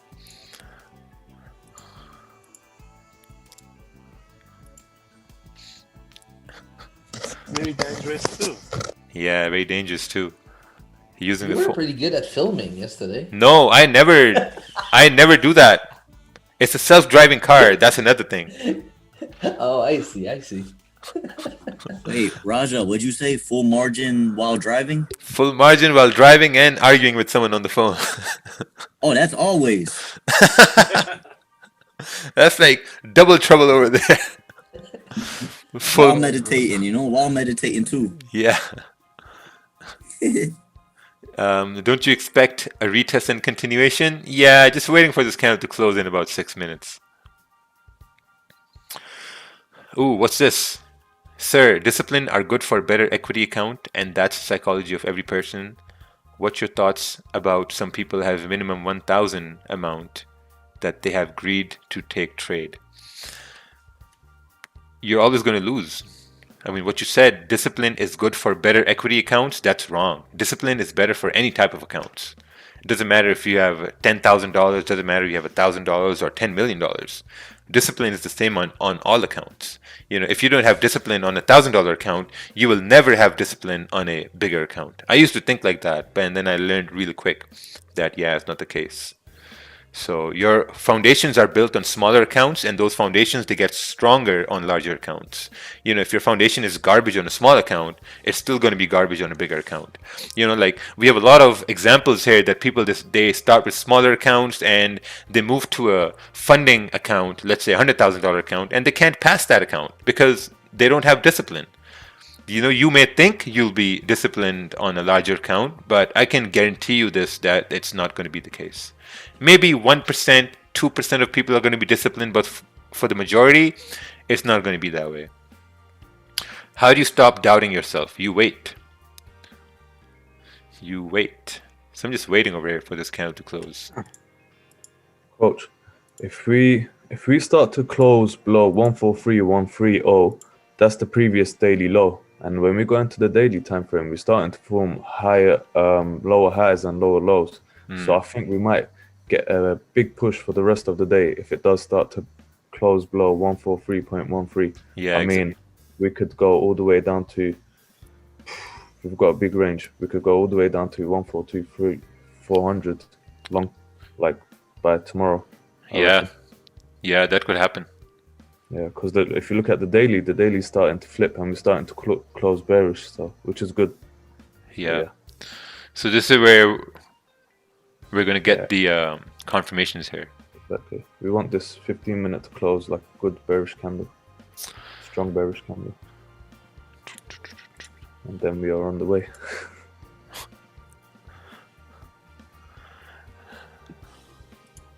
All right, GU is also coming back down over here, trying to break the support. This is awesome now. If this candle closes with a wick, beautiful. The next candle, that's going to be the selling candle. I'm going to execute a sell once this closes bearish in about 3.5 minutes. Can you give an XNES broker review? I've never even heard of that.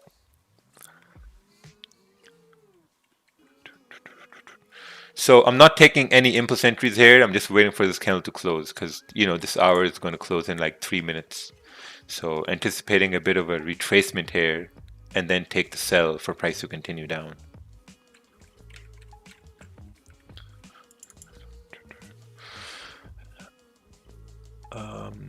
Let's see here.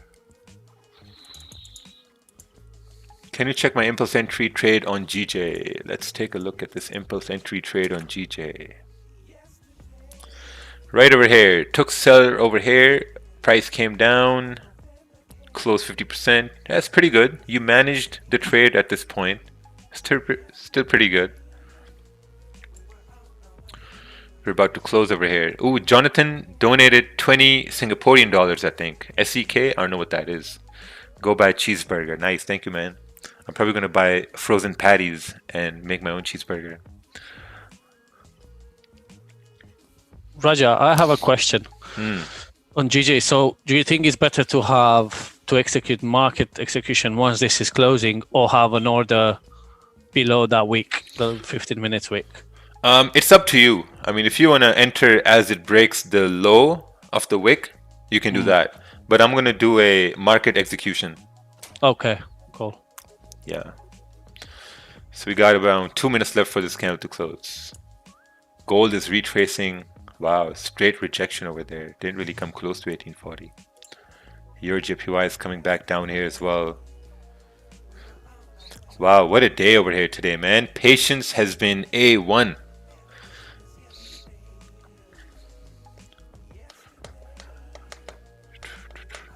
Got 1.5 minutes left. Patience is really easy, right? And the way it's easy is because what I do is I see my Monday, right? Monday, I had a win on Monday, so I'm profitable for the week. Tuesday, I had a win on Tuesday, so I'm profitable for the week so far. On Wednesday, even if I don't take a trade on Wednesday, I'm still profitable, you know? And if I miss trades on Wednesday, that's totally fine. I'm still profitable. So I got to wait for price to print exactly what I want to see to execute a trade. So this 15-minute candle, the way it's closing, this is exactly how I want it to close. Because on the next one, I can execute a sell having stops up over here and anticipate price to continue dropping. You know, now this is an extremely good confirmation for a sell, but at the same time, even though it has a high probability to continue down, it has like a 20 to 30% probability it can go right back in the range and it can be a loss. You know, so whenever you're taking a trade, you're accepting that that can happen. Hi, Raja. Hey. So just a quick question. Aren't you expecting that the new hourly candle to create an upper wick before it goes down? Yeah, that's why the stop is going to be above the 15-minute candle there. Okay, so basically in this situation, it's either you do a dynamic wrist or static wrist, depends on which one you prefer, right? Exactly. Okay, thanks. Yes, sir.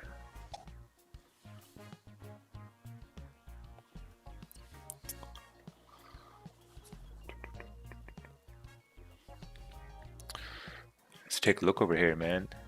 Look at the 5-minute candle, closed weak bearish. Looking at 15-minute candle.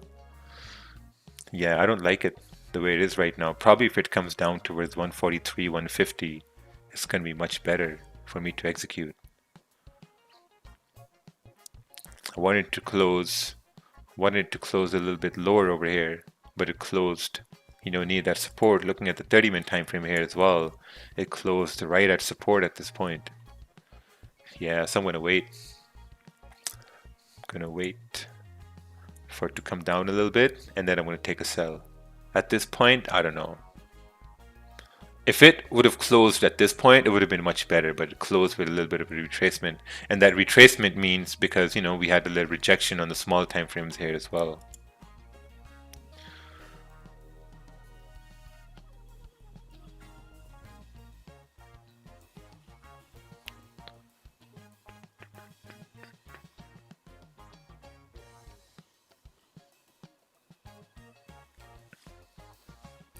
We also got ADP coming in about 15 minutes. Really, really, really high volatile news.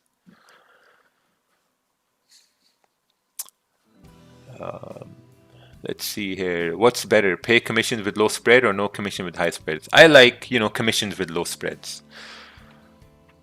That's what I like. Do you treat your support as a line or a zone? It's a zone. So this whole area is a zone over here. This is an entire zone. You look at the 1 hour time frame, it's still closing at the support, above support. Looking at 30-minute time frame, it's still closing at support. You know, I mean, there's no strong bearish kind of close here at all. You look at the 15-minute time frame here as well, it's also pretty difficult over here. So we'll have to wait.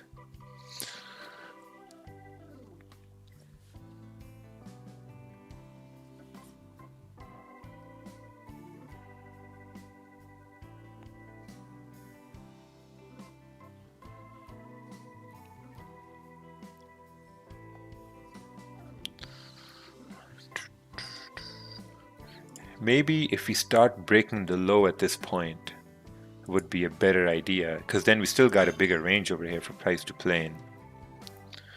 Down till even 143. Feels like it's going to take years of consistency. Oh yeah, man, it takes years. It takes months. I tell people, give yourself like 6 months, 8 months. 8 months of 1 to 2 trades a day, that's what it takes. You know, and if you're taking like 3 trades a day, 4 trades a day, losing here and there, you're basically rushing the process, and rushing the process is not going to work. Can you explain why you didn't enter on the break of the low? Because the previous candle was bullish at this time, so we're just waiting over here. Well, I'm just waiting here for more confirmations. If this 15-minute candle starts to break the previous low on the second one, part of the candle sell is valid? Yes. And we also got news coming in here soon. Someone donated 20 Singaporean dollars and they said, Vadgor du Lendarius. Oh, I don't know what that means. I think Lendarius knows what that means. That means how are you in German? Oh, okay, okay.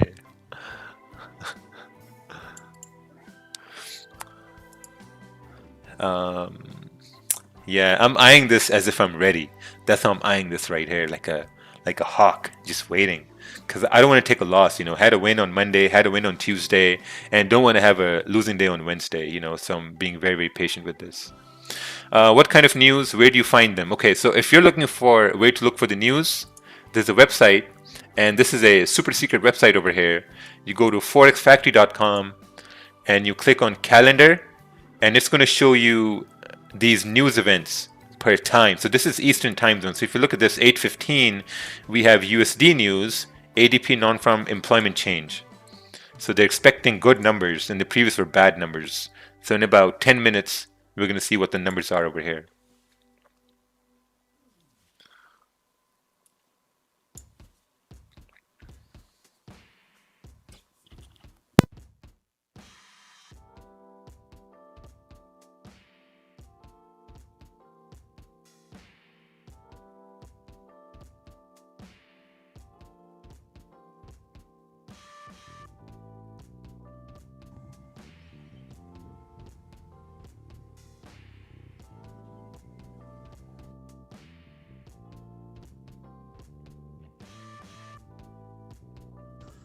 Roger, you're muting yourself.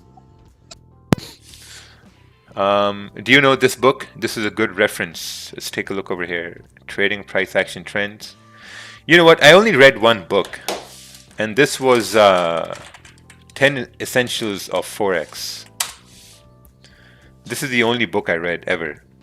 10 Essentials of Forex. And I read the consolidation part of this book, like where they explain consolidation. Let me just go over here. This is, yeah, this one right over here. This is all what I read. Consolidation, bracketing, accumulation, sideways movement. This is all what I read. It was pretty good, pretty educational.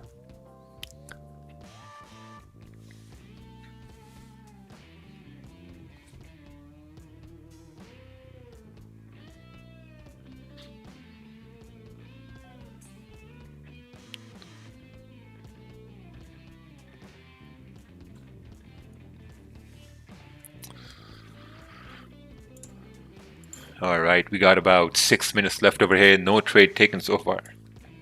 None. 0 trades taken so far.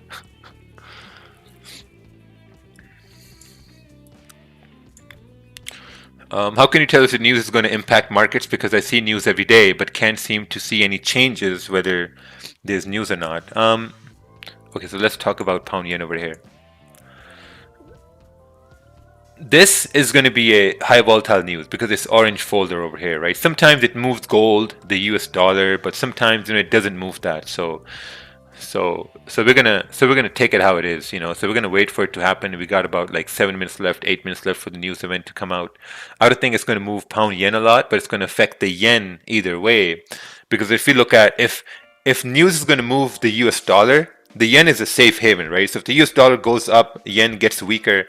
So like, if the US dollar goes down, yen gets stronger. So if that happens, then we can anticipate pound yen to drop.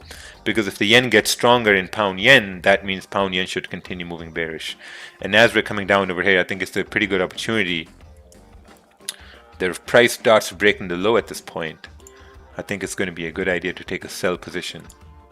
Having like a 10 pip stop and anticipating price to continue down towards 143.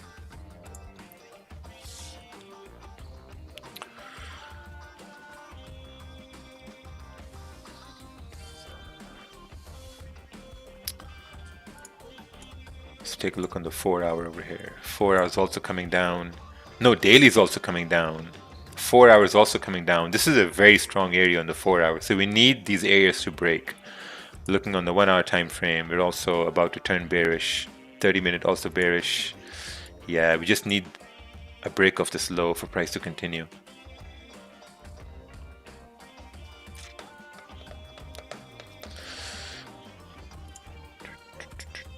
So this is a extremely delicate situation today.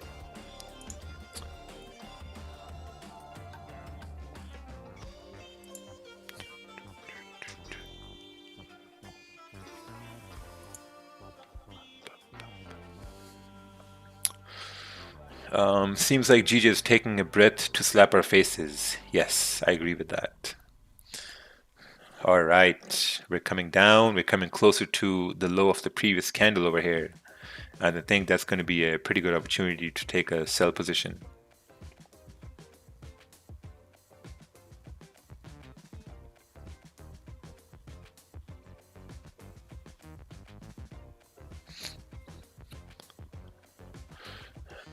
Would you think it's better to place a stop loss above the previous 15-minute candle?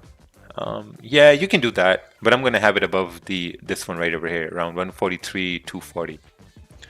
If we break the low around here. That's what I'm anticipating.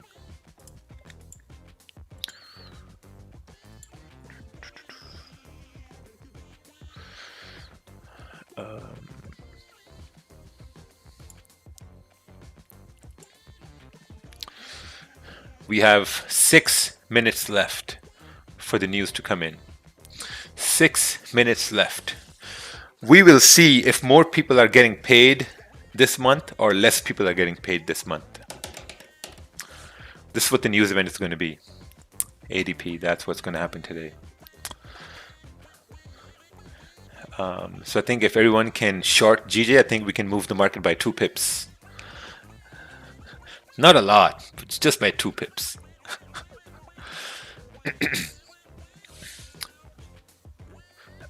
Did you count on how often do you take impulse trades versus wait for candles? You know what? Most of the times, most of my trades have been impulse trades. Yeah, that's what has happened. Most of my trades have been impulse trades because price moves so fast, so you have no other option. You have no other option than to just look at that as impulse trade opportunities. So we're coming down over here beautifully. We should break the low of the previous candle, and then I'm going to execute an impulse entry for price to continue bearish. Would you close 80% at 1-to-1? Yes, I'm going to close 80% at 10-11 pips. So I think my first target is around 143. That's going to be the first target, 143.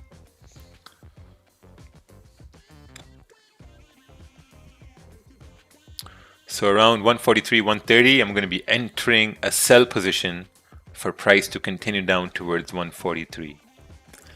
That's what I'm looking at this point. We also got 3 minutes left for the news over here, so we're going to keep that in mind as well.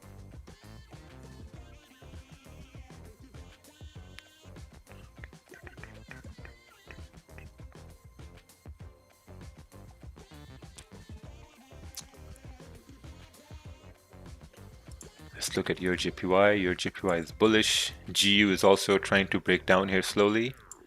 Gold is closing bullish over here on the 15-minute time frame. And we might get that break. If we get that break, I think it's going to be a beautiful move coming down. Is it not advisable to be holding GU trades now that the news is about to hit? Yeah. I'd say that's going to get a little tricky, right? Like GU is at support and we have news coming in. So it's going to get pretty difficult at this time to mainly see like where price is going to go before the news, right? Or even during the news, like if news come, we got about 2.5 minutes left over here now. And all time frames are bearish, daily bearish, 4 hour, 1 hour, 30-minute, 15-minute, everything is bearish. We just need that confirmation. Well, I need that confirmation. Why is Controller FX taking the same trade? Because he always has the stream open on the other end, all the time. Copies everything, man. Like, it's like I have an army walking at my back, copying everything. All right, we're coming down over here. Just got to break below this low, and then we're gonna continue in. Hello, Rojo. Have you tried the massage gun? No, I have not tried the massage gun. Oh, new name now, Rojo. I went from Raja to Roger to Roja. Now Rojo. Wow, look at that. Damn, delicate situation. Didn't really come down, nothing.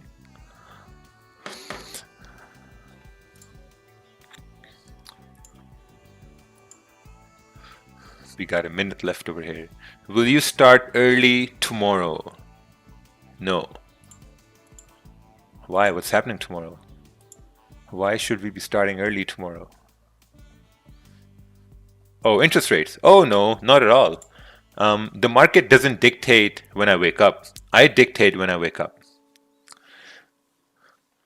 That's the one thing. I'm never gonna wake up early because there's news. I'm gonna wake up at the same time I'm gonna wake up.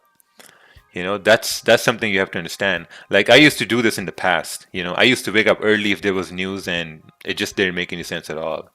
Because we're not a slave to the markets. The markets are slaves to us. And we're put here to destroy the markets. We got about 30 seconds left at this time.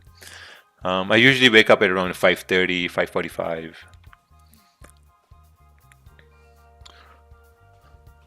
Most of the times I beat my alarm. Since there's NFP, today will be the last day you trade this week? No, tomorrow's going to be the last day I'm going to trade.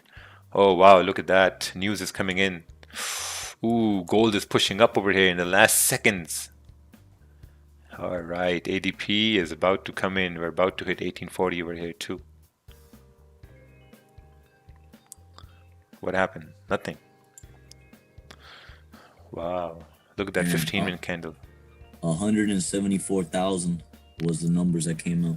Oh, wow. What was he- Super good news.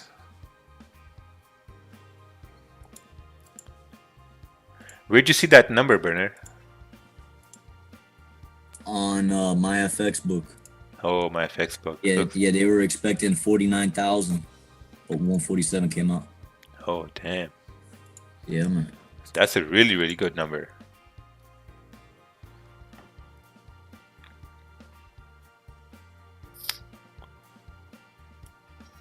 Yeah, especially since last time it was negative. But I think what it is because now for people that are trying to collect unemployment, the restrictions are much more harder to collect now. Like now they actually have to prove that they're searching for jobs, and also you have to prove that you actually did have a job in 2020 for the ones that were claiming unemployment. You know. Yeah, So that's I think true. with those restrictions, it forced people to go out and actually have to go back to looking for jobs. Just my theory of it, you know.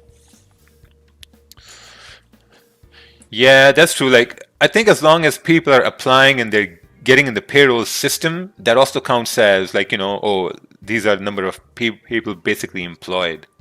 Yeah, man. So if this is a really good number, I think we can expect NFP to be really good as well.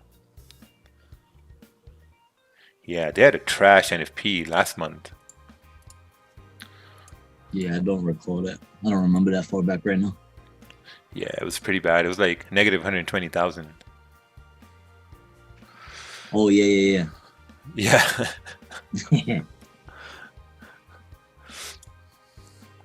All right, man, we still haven't broken this area. We need to cross below this area over here for potential selling activity. Below 143, 130, and then we can continue on moving bearish. But man, this has been an extremely difficult day when it came towards, patience and discipline and waiting for price.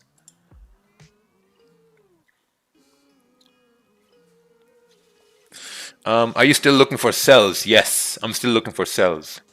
Haven't really had an opportunity to sells at this point. We just got to come below this area over here around 143, 120, 143, 120, 130, and then potentially we can continue moving bearish at this point. But we're not getting those confirmations right now. Oh wow, look at that. We got 5,000 people watching in YouTube right now. Well, welcome. Around 5,500 people. We have the largest audience here today. And I guess if price can break below 143, 130, then everyone can have like a good sell coming down. But it is what it is. We're going to see what happens.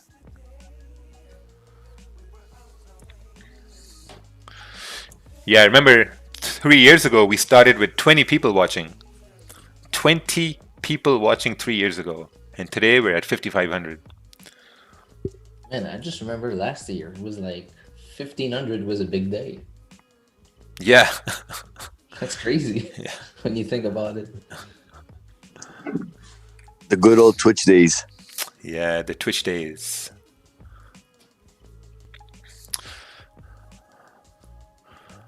Okay. Come on, GJ. There's a very low volume here. It's crazy. Yeah. See what GU did? This is what we want to see on GJ, to break below the low. It's not. It's just rejecting that area over there. Gold is starting to come down here as well because of the good news. And if it comes below 1836, it's going to continue down towards 1834.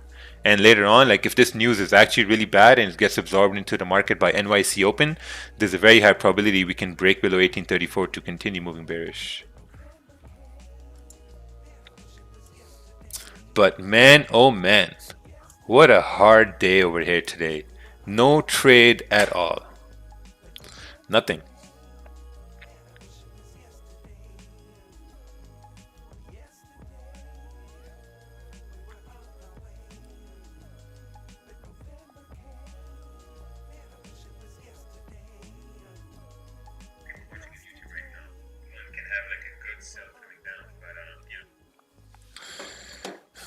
Okay, what's this? Gold is coming down, still ranging. Euro JPY is still ranging. GU is still ranging over here. Why didn't you trade GU? Because I don't trade GU. I only trade pound yen. I mean, it's extremely difficult over here. See, pound USD, it's breaking below the low, so this means there's a higher probability for it to continue down. It just needs to kind of like come below this area and move past this news candle. So this is the news candle right over here, this 15-minute candle right here. This is the news candle.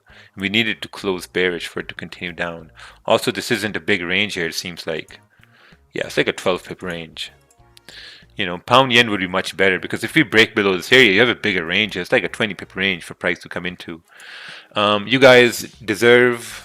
I'm new to your YouTube here, and I really respect what you guys are doing. Oh, nice. Thank you. Yeah, this is a new way to study now. This is like a group session where people come in here and study. You know, in university, we used to have like group study sessions.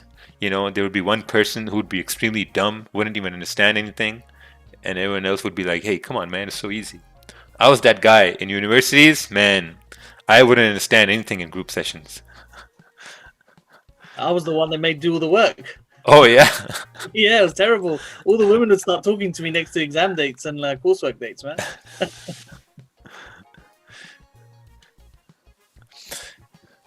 Yeah, I was the one who would do his projects at the very end, in the last day. All the projects, the last day, the last minute. Same thing here, man. I work better on pressure. Yeah. Better under pressure. I hated pressure, man, and I used to do it all quickly, and then all of a sudden, all my friends turn up. Yes, can you help us? Of course. That was me.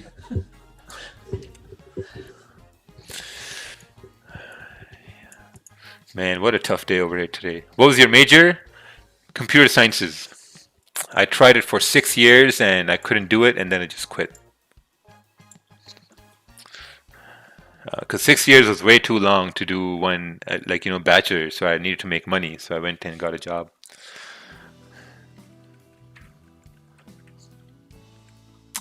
Ranging, man. I don't know. We're still ranging over here. No trades here so far. Today was a character building day. Yesterday at 8 a.m. we had to trade. Monday at around 7:45 a.m. we had to trade. Today, man, just waiting around, nothing.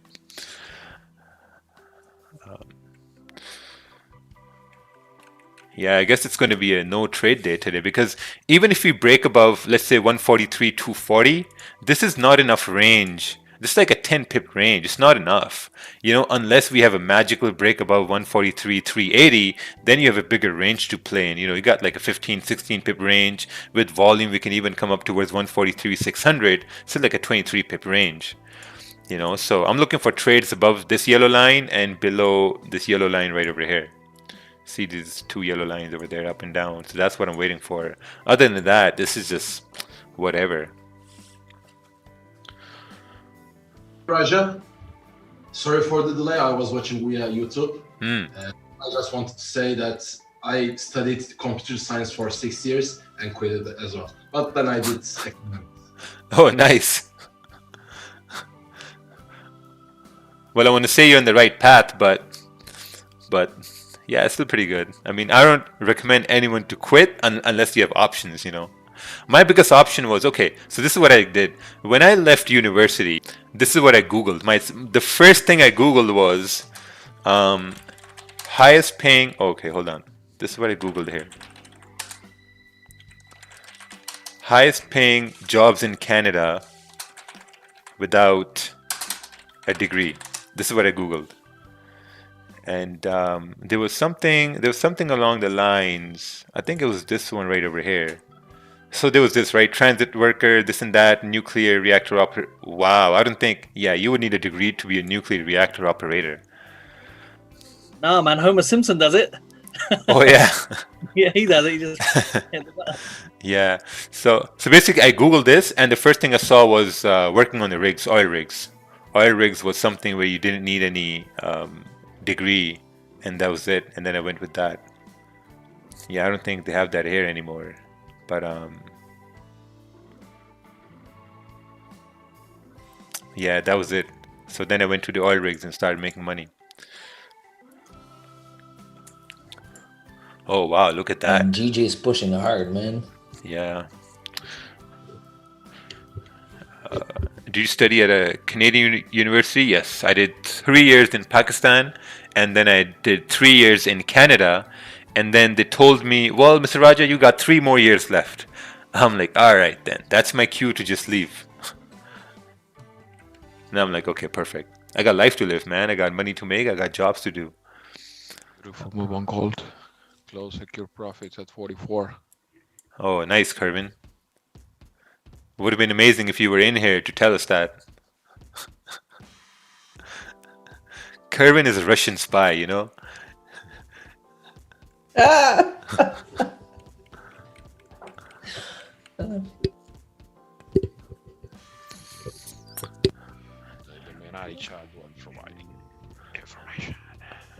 Hey Raja, possibly we could be ranging as the big news for GP tomorrow. Yes, that's true too, because this becomes a pretty big range now. 143 150 and 143 360.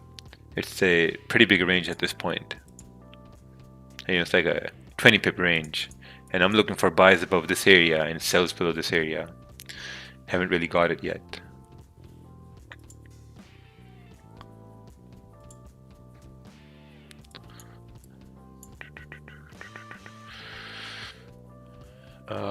Did your parents support you when you dropped out? Oh, no, not at all. And the reason why I say no is because, you know, like your parents, they always look out for the best for you, right? Like if you're going to leave university, they're going to look at that and say, okay, like, you know what, this is going to limit your options to make money. So that's what they do, right? I mean, of course you have some other plans, but they're always looking out for the best for you. You know, so whenever you do something, they're like, okay, you know what, this is risky, don't do this, it may not work, you know, so that's all what they're doing. They're always looking out for the best for you. So that's why they never supported it. But like, you know, had to really prove yourself, you know, but at the same time, I see guys, you know, you start, like you lose, like you quit your jobs or you quit school to trade. Like a lot of times I get messages saying that, hey man, I'm 18 or I'm 19 and I don't want to go to university, but I want to do trading full time. And I just say, man, that's the most dumbass idea you can ever get, because you need to finish school. Like, you know, if you're young, you need to finish school. It's very important. You go to school, finish school, get a job, have like a side income. Because if you're not going to have consistent income on the side, Forex is never going to work with that. You know, because whenever you're trading, you know, based under pressure, it's going to be extremely difficult.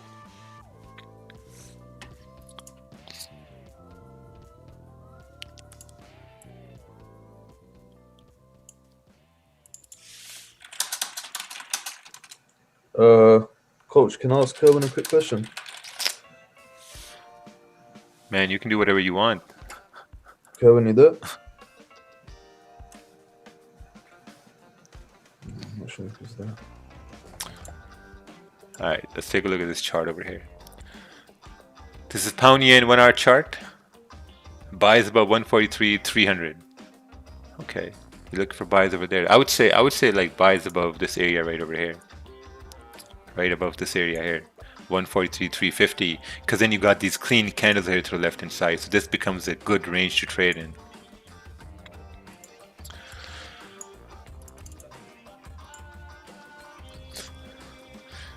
Man, this is where news candle gets extremely tricky, man. Up, down, like gold didn't even realize there was news. News was good. Gold came down and then boom, straight up and then straight down. This is what I want to stay away from, you know. This is where people lose a lot of money. Because if you take a trade and you get stopped out in about 2 seconds, then that's your one trade done for the day. You know, so that's why trading news is extremely difficult.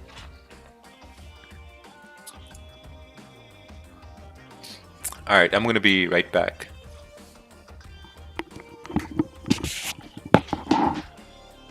Kervin. Hello? Yes, sir. Yeah. Yeah, is it a fake out on gold? Do you think it's fake out? Yeah, if you look on the 5 minute, you're gonna see some sort of structure around 1836. Yeah.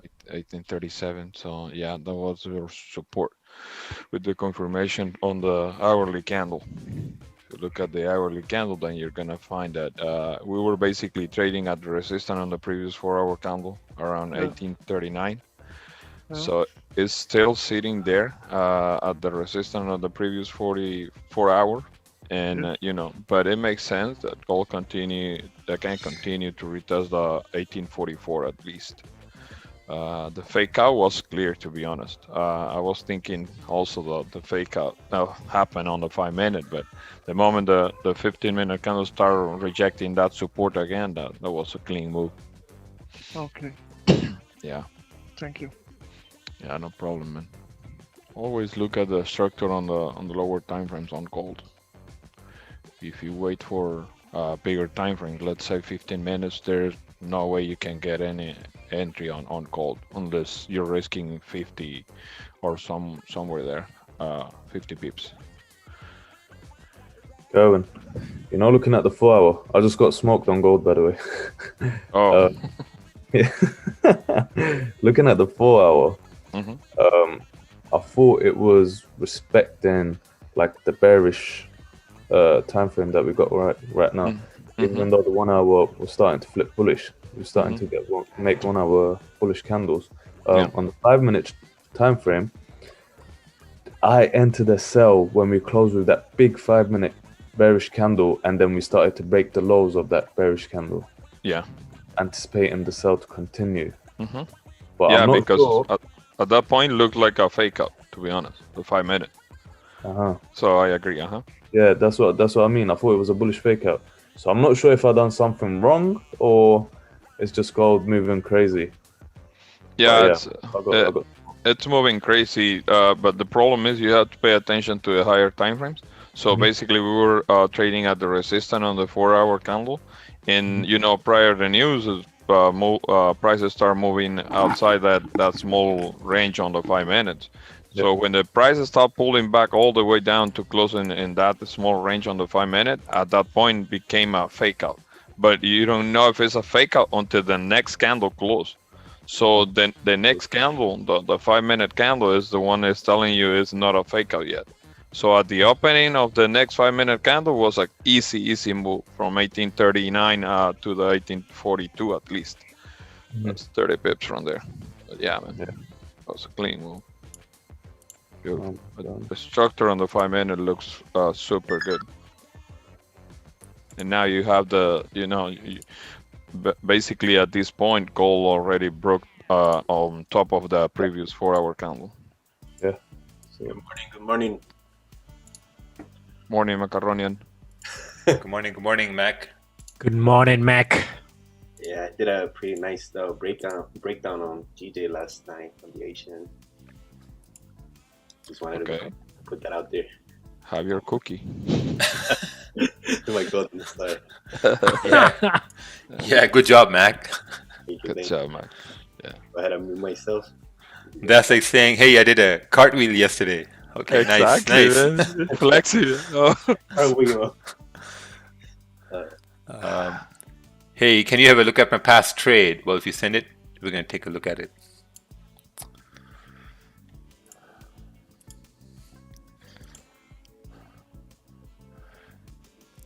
Man, this session has been just range from what I wanted to trade. This is my GA idea. Looks like it's a little bit messy, but I hope you'll understand my idea. All right, let's take a look at this over here. So you're looking for sells below. Which resistance am I seem to be using in this situation? This is support, not resistance. I think this is pretty good.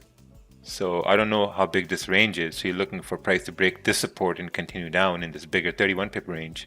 It's pretty good then. You're basically waiting for a price to break below this area. Or look at the small time frames if we're creating a resistance up over here for price to continue up to 793, 320, that area you have up there.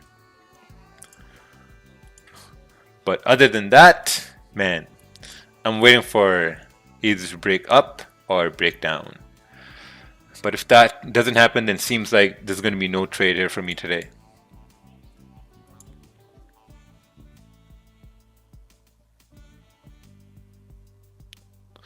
Ooh. Oh, wow. Mac has an Asian session, but says he will not trade, just analyze for the next day, which is a good idea. It doesn't make sense. Bring Paul back. At least he took Who a trade. said that? Ooh. No, actually, like, you know what? No one said anything to Paul. Paul just stopped doing the Asian streams altogether. He just stopped them. And I'm gonna bring this to everyone's light over here.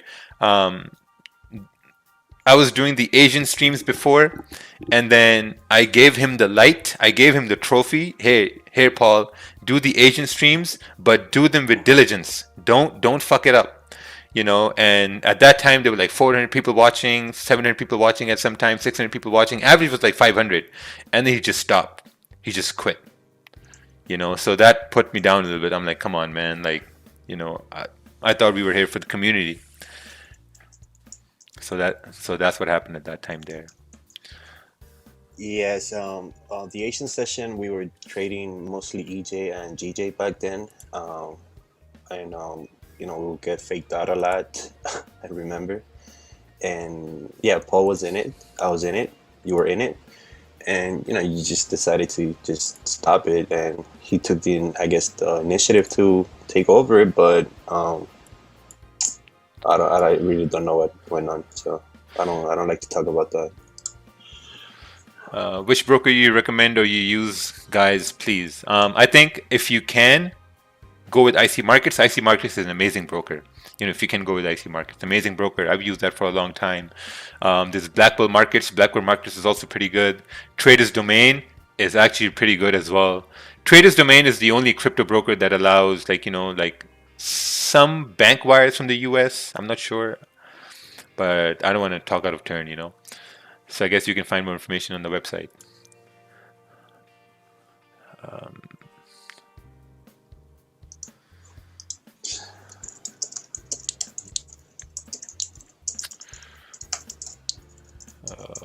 Let's see here.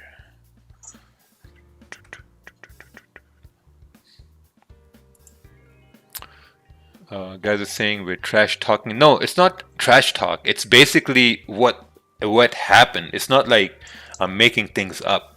It's actually what happened. You know, never said he's bad, never said he's a bad trader, nothing like that. It's just like what happened, you know, with the Asian streams. That's what happened with the Asian streams. I like potato wedges, all right. Yeah, man, this is no trade over here. Gold is now trying to consolidate over here too in this big range between 1836 and 39. Euro JPY also ranging, pound USD also ranging, but it's coming up to this resistance at this point. But for the most part, you know, like I like to trade GJ. Nothing really happened at this point. Which pair or commodity are we looking at here? We're looking at gold, Euro JPY. Mostly I'm looking at pound yen. This is where I like to take trades. But so far we're just ranging at this point over here.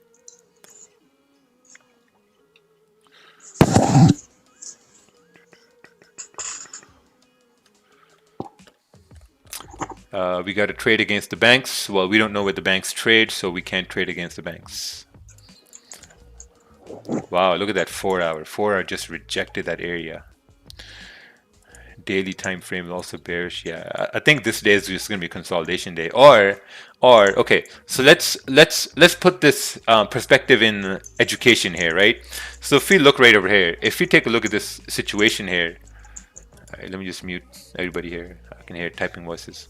So we had to move down at London Open, right? London Open had a lot of volume, price came down, and then as we moved towards pre-New York started ranging over here. We had a potential break below, but price came back in. There was no trades at that point. NY Open is just kind of like ranging here. And once now you look at the time, you look at the time, right? London Open, lots of volume, pre-New York ranging, New York Open, still range, but it's not very, like, you know, concrete ideas that we're seeing at NY Open. And now you got to ask yourself that, okay, what's the next time when there's going to be volume in the market? And the next time when there's going to be volume in the market is going to be at NYSE Open, New York Stock Exchange. So maybe we're going to see some sort of volume during New York Stock Exchange. And if there's no volume at that time, then the next time of volume is going to be around London close, you know, around 10 a.m. So it's still pretty difficult at this point. Does he have an English accent? Yeah, mate. Sometimes I can talk in the British accent. Change accents on you here and there. forgive this question because it's my second time on these streams, but Raja, do you have a paid course? And how do you draw your support, resistance, and risk management? So I'm only going to talk about risk, support, resistance over here. Yeah, I mean, okay, so let's do fresh analysis here, right? For the sake of explanation here. So looking at the daily time frame, first of all, right? We see rejections down over here. So what we're going to do is we're going to draw a zone down here at the bottom. So that's our rejection at there. We look at the 4-hour time frame. We can see rejections on the 4-hour time frame here as well. But at the same time, we see some sort of a support was formed on the 4-hour right over here, because, you know, whenever candles are turning, that means that's a sort of like a rejection zone, right? So price came down, closed bullish, so this becomes our support. Now when we drop down to the 1-hour time frame, we can see some more information, and this basically dictates that there's a resistance forming at 143.350. So now we drop down to the 30-minute time frame. Yeah, so that's like basically a zone at this point now. So this range, this is like a 22 pip range at this point. So we're basically waiting for price to, like, you know, kind of like break above this area to continue up, or break below this area to continue down. Right.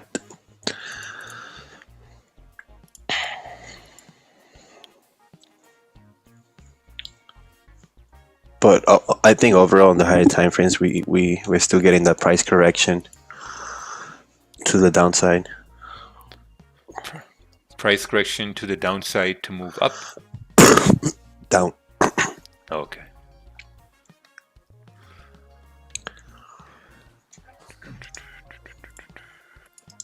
We're coming closer to this resistance now. If we break above 143.350, we can start moving bullish. It's been 2 hours now, man, and 2 hours, just nothing. Just straight range. Gold did some somersaults here, and other than that, it's just very difficult. Garbage price action today. Cole is walking with a dildo in both hands. Come on, Kerwin. Yeah. Raja's I'm Academy's worst nightmare. Well, I think these live streams are every paid live stream's worst nightmare. Because, man, people can do paid live streams. There's a group that come to our streams and they send signals to their groups through these streams.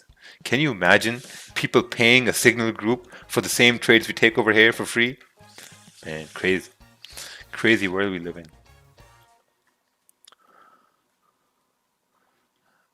All right, let's take a look at this chart over here by Patrick Sowinski. Patrick Sowinski. At this point, I put 50% of break even. Okay, good. Entered as a trade. Oh, this was like a long time ago. This was like after London Open. Okay, so you managed trade at that point. Still pretty good. Closed all as when it broke the high of the previous candle. Yeah, so we're still arranging over here. There was no trade here today.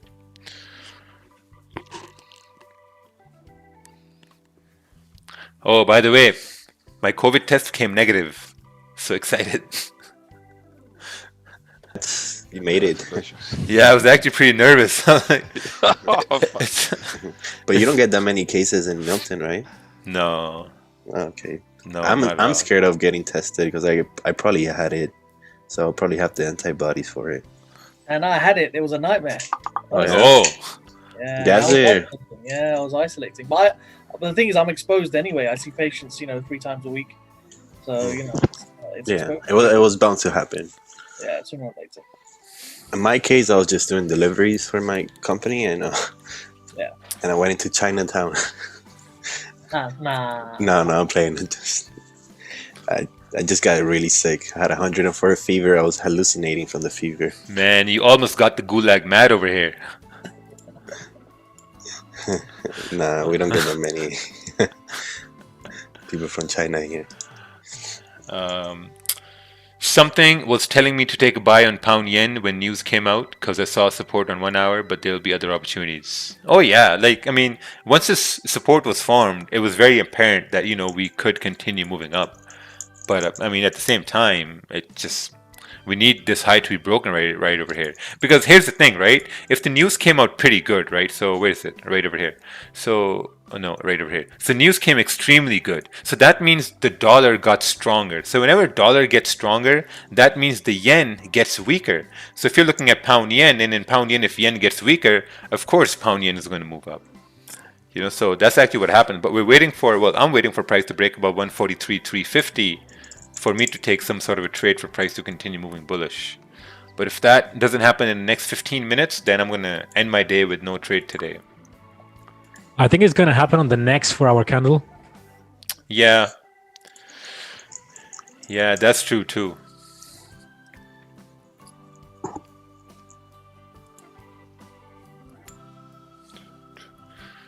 Because if we break above over here, technically on the market structure, we've broken above resistance, and then that would make sense for the new 4-hour candle to continue bullish, because then this 4-hour candle is also going to be closing bullish above 143.350. Right? So if we break above 143.350, this 4-hour candle is going to look something like this, and the next one can continue moving bullish. But we need those confirmations. Nothing yet so far.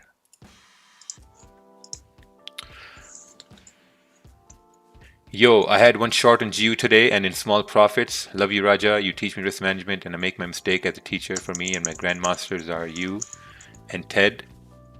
I appreciate the live streams. Oh, I don't think I'm the grandmaster. Ted is the grandmaster.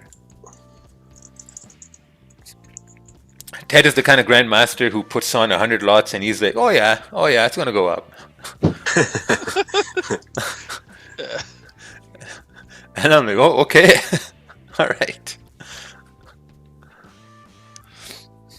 Can we sell if resistance forms at 143.350? Yes, I think that's going to be a pretty good move. And the reason why that's going to be a pretty good move is because now we're creating these clean candles. Does that make sense? We're creating these clean candles for a potential move down if that happens later on. You know, especially on the 15-minute time frame, on the 30-minute time frame. So yeah, it's going to happen. How to join your inner circle group? Well, if you can find a way to join it, you can join it. But if not, then I think the YouTube chat is here more than enough. Can you take a look at my analysis from you? Oh.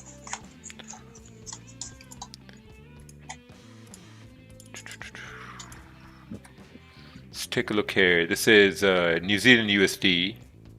Oh, nice. You're looking for a price to break below this low, the support, and then you have this clean candle here to the left-hand side. Looks good.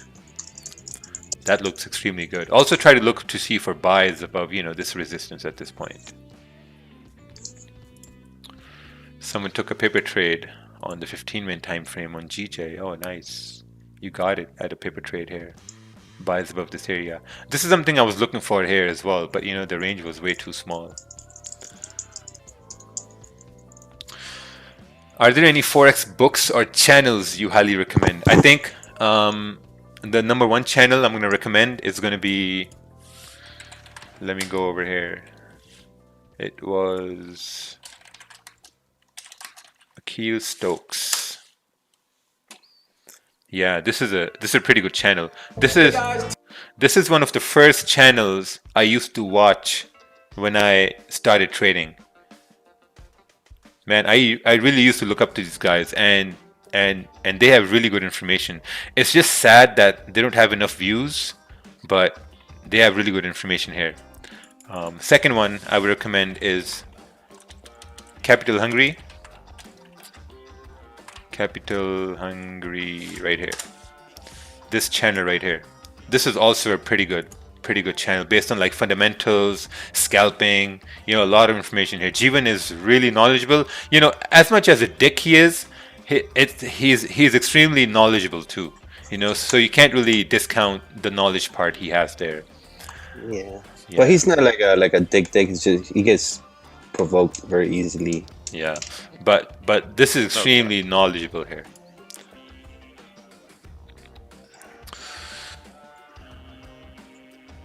Here we go.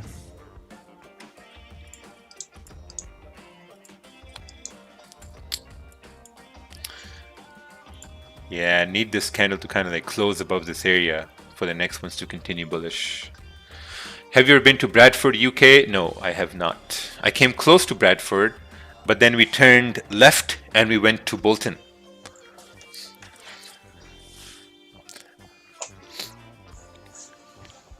Came very close to Bradford. Trade with Monty is a good one. Yeah, he hosts the London streams too. He hosts the London streams. They called Bradford Bradistan because of the amount of Pakistanis living there. Yeah, that's why we turned and left to Bolton.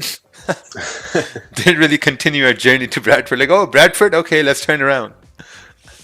You know, people who live in Bradford, they say they live in Manchester. But in reality, they live in Bradford. It's like guys from Brampton, they say, oh yeah, we live in Toronto. No, you live in Brampton. Two different things.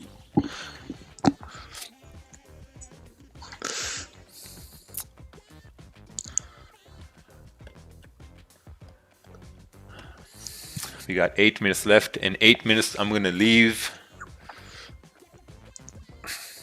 Can you please explain how you will take a buy if crosses 143.360? Will you impulse trade? I think I would want a candle to close above 143.350. If I can get a candle closing above that area, then I think it's going to be an impulse entry for the next candle to break the high. See right over here, it's breaking up. So we want it to close above this area. And that's going to be a confident buy. I don't want to take a buy at this point if it continues bullish because, you know, my time is about to end to trade and I don't want to take a risky buy, especially at the very end of the stream, you know, because I've been patient enough for this whole session and I don't want to break that patience because of, you know, one candle breaking above. So I want strong confirmations.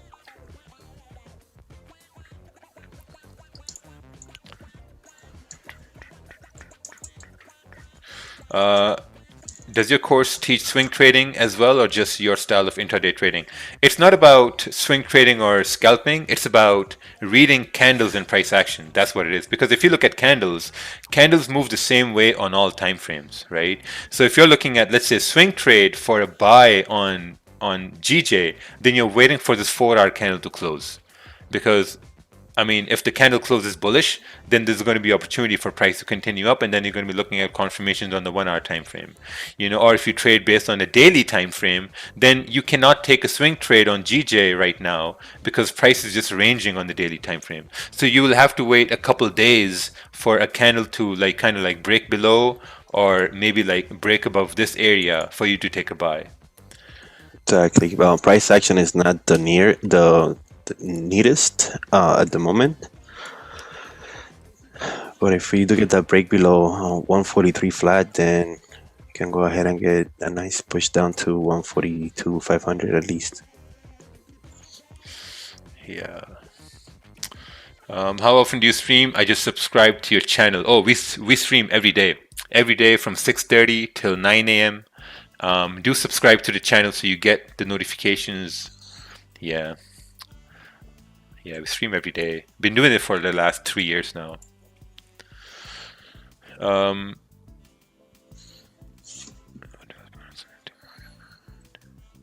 I might be dumb, but since when we're having a course, I thought the market fluidity was about developing ourselves into markets and doing our own thing. Yes. I mean, it's all about reading candles, you know, learning to read candles, because I believe all candles move the same way on all time frames. It's, other than the 5-minute and 15-minute sometimes, but 30-minute, 1 hour, 4 hour, daily, weekly, they all move the same way. Like if you look at the monthly price action over here, let me show you the monthly price action right over here, right? If you look at the monthly price action, you can see how price was kind of like, you know, we formed resistance, we formed support. This candle, one candle over, I think this was the July candle here. Yeah, July candle broke above this resistance. Next we had September closed above this area. And then look, you had the candle close bullish, and you know, then we had to go up to retest the high. So if you're a swing trader, you're waiting weeks to take this trade. You know, when people talk about swing trades and like daily, like most times people, they don't even want to wait for a couple days to take a swing trade. Because look, today we waited 2 hours for price to either break down or break above. Nothing happened. So if you're a swing trader, man, at times you're waiting a couple days for price to come to where you want to take a trade.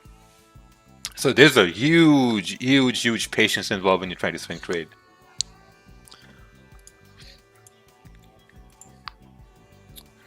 Looks like GU is also reacting to this area of rejection here. We got 4 minutes left. If this candle closes below 143.350, I'm calling it a day. Do you have any plan to pass market fluidity to other people if you're gone or not trading anymore? Probably not. We're working on some licensing deals because it's getting pretty big. So we're working on some licensing deals with the party in Singapore.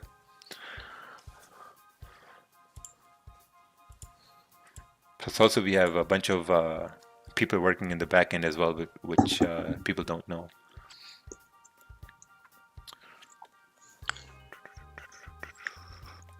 Do you think having self-affirmation every day will help to improve trading psychology? Yeah, sometimes. I mean, yeah, it will. Because when I came to the charts, I was specifically looking to take a sell below the support or to specifically take a buy above this resistance. And that didn't happen, so nothing, no trade so far. Have you ever thought about writing a Forex book? Yeah, I have, and then it's going to take a lot of time, There are companies that they could just write it for you. Oh, yeah? Yeah. Okay. I guess you have the recorded voice, and then they just type it in, or they adjust the grammar and all of that. Oh, nice. Might look into that. Do you still have your Etsy store up? Yes. Etsy store is still up. For them belts. For them belts, man. We started that like a month ago. Right now we're averaging about like $60 a day. Jeez. Yeah, it's pretty good. I think in like 7-8 months it can go up to like $200 a day, $240, $250. That's it. I remember Elon Musk tweeted, "I love Etsy," and the Etsy stock went up. It's like 20%. Yeah, it's all gonna go up because like if you look at Etsy, right, and if you look at how many people are at home right now, they're all trying to sell something online. Etsy, Walmart is starting their Walmart marketplace, and that's set to compete with Amazon. So let me bring it up right over here. Walmart marketplace. Right over here. Sell anything on marketplace. Oh, no, hold on. Go back. Where is it? Yeah, this one right over here. Walmart marketplace. It's not open yet, but they're working on it. Growth opportunities, solution providers. Man, this is going to be the next Amazon right here. And Walmart has a lot of cash put aside to do this. Yeah, they're gonna start building those fulfillment centers like Amazon. Yeah, like the reason why I said they have a lot of cash is because they've been in retail for so long, and when you're in retail and you only sell stuff, you have a lot of cash put aside. Like Apple, Apple also has a lot of cash put aside because all Apple does is sell iPhones and computers, And not consumer behavior is changing as well. Yeah. And once consumer behavior changes, I think if you look in the long term, it's hard to break. And the pandemic has actually made our consumer behavior now online much more. So it's not gonna, it's not going back anytime soon. No, and all these tech companies, we're looking at drone delivery companies. They are researching in drones. All these stocks are going to go up. Your online marketplace stocks are going to go up. AI companies are going to go up. Data companies are going to go up because data companies are going to go up really, really well. Because I mean, those companies that are experts in databases, man, everything new that's opening online, they're all going to work on data. So all those data companies are going to go up. I actually bought a few shares of Drone Delivery Canada. Let me show you guys over here. Drone Delivery Canada stock. This one. This is the leading drone research company in Canada, and they're working on drones that will be used to deliver stuff. So I think in the next year and a half, 2 years, this might get bought out by a big player to to use these as to deliver stuff. So I mean, even if it goes up to like $5, $10, I'm gonna make like 5 times my money. So long-term hold. Probably by Walmart, because Amazon would probably have their own drones. Amazon is cheap, man. Yeah. Oh wow, look at that. 4-hour candle has closed bullish. 1-hour candle closed bullish. 30-minute candle closed bullish. Looking at the 15-minute time frame, man, this is very, very risky. If this was in New York Open, I would be taking sells as we're breaking the high over here, have stops below the previous candle, and anticipate it to continue up to fill this wick at around 143.520. But it's outside of my time to take a trade, so I'm not going to take a trade at this time. Ooh, nice. Caesar in profits. And people who took buys down over here, man, you have your stops at break even at this point. And you're just letting it run, because if it continues running, it's going to continue running.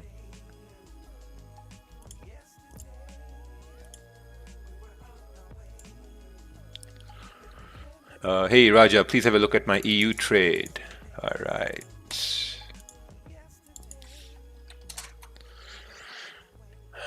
Let's take a look at this. Entered sells when previous bullish 15-minute candle broke its own open, turned up bearish, then it went back up.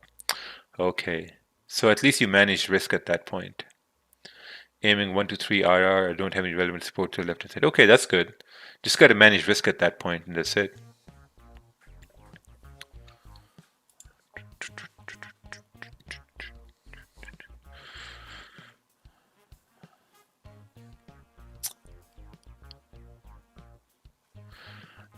All right, everybody, I'm gonna head off over here. Had a really good character building session today. No trades for me. Awesome. Bye. Awesome. Thank you, everyone showing up. And whoever's in buys over here, I wish you all good luck. Just manage it accordingly. The runner is running. Nice. All right. Be safe, everyone. See you. Good one, man. Bye. Have a good one, Okay, man. guys. Thank you. Thank you, Raj. Thank you, BPK. Bye, Carlos. Bye, Sasha. Kerwin. Take care, guys. Bye. Hey, Roger, you didn't check my. Bye. Yeah, I'm gonna check those things. Yeah, it could have helped someone, I think, because the idea was quite nice. Where was that idea again? It was the last chat I think I sent.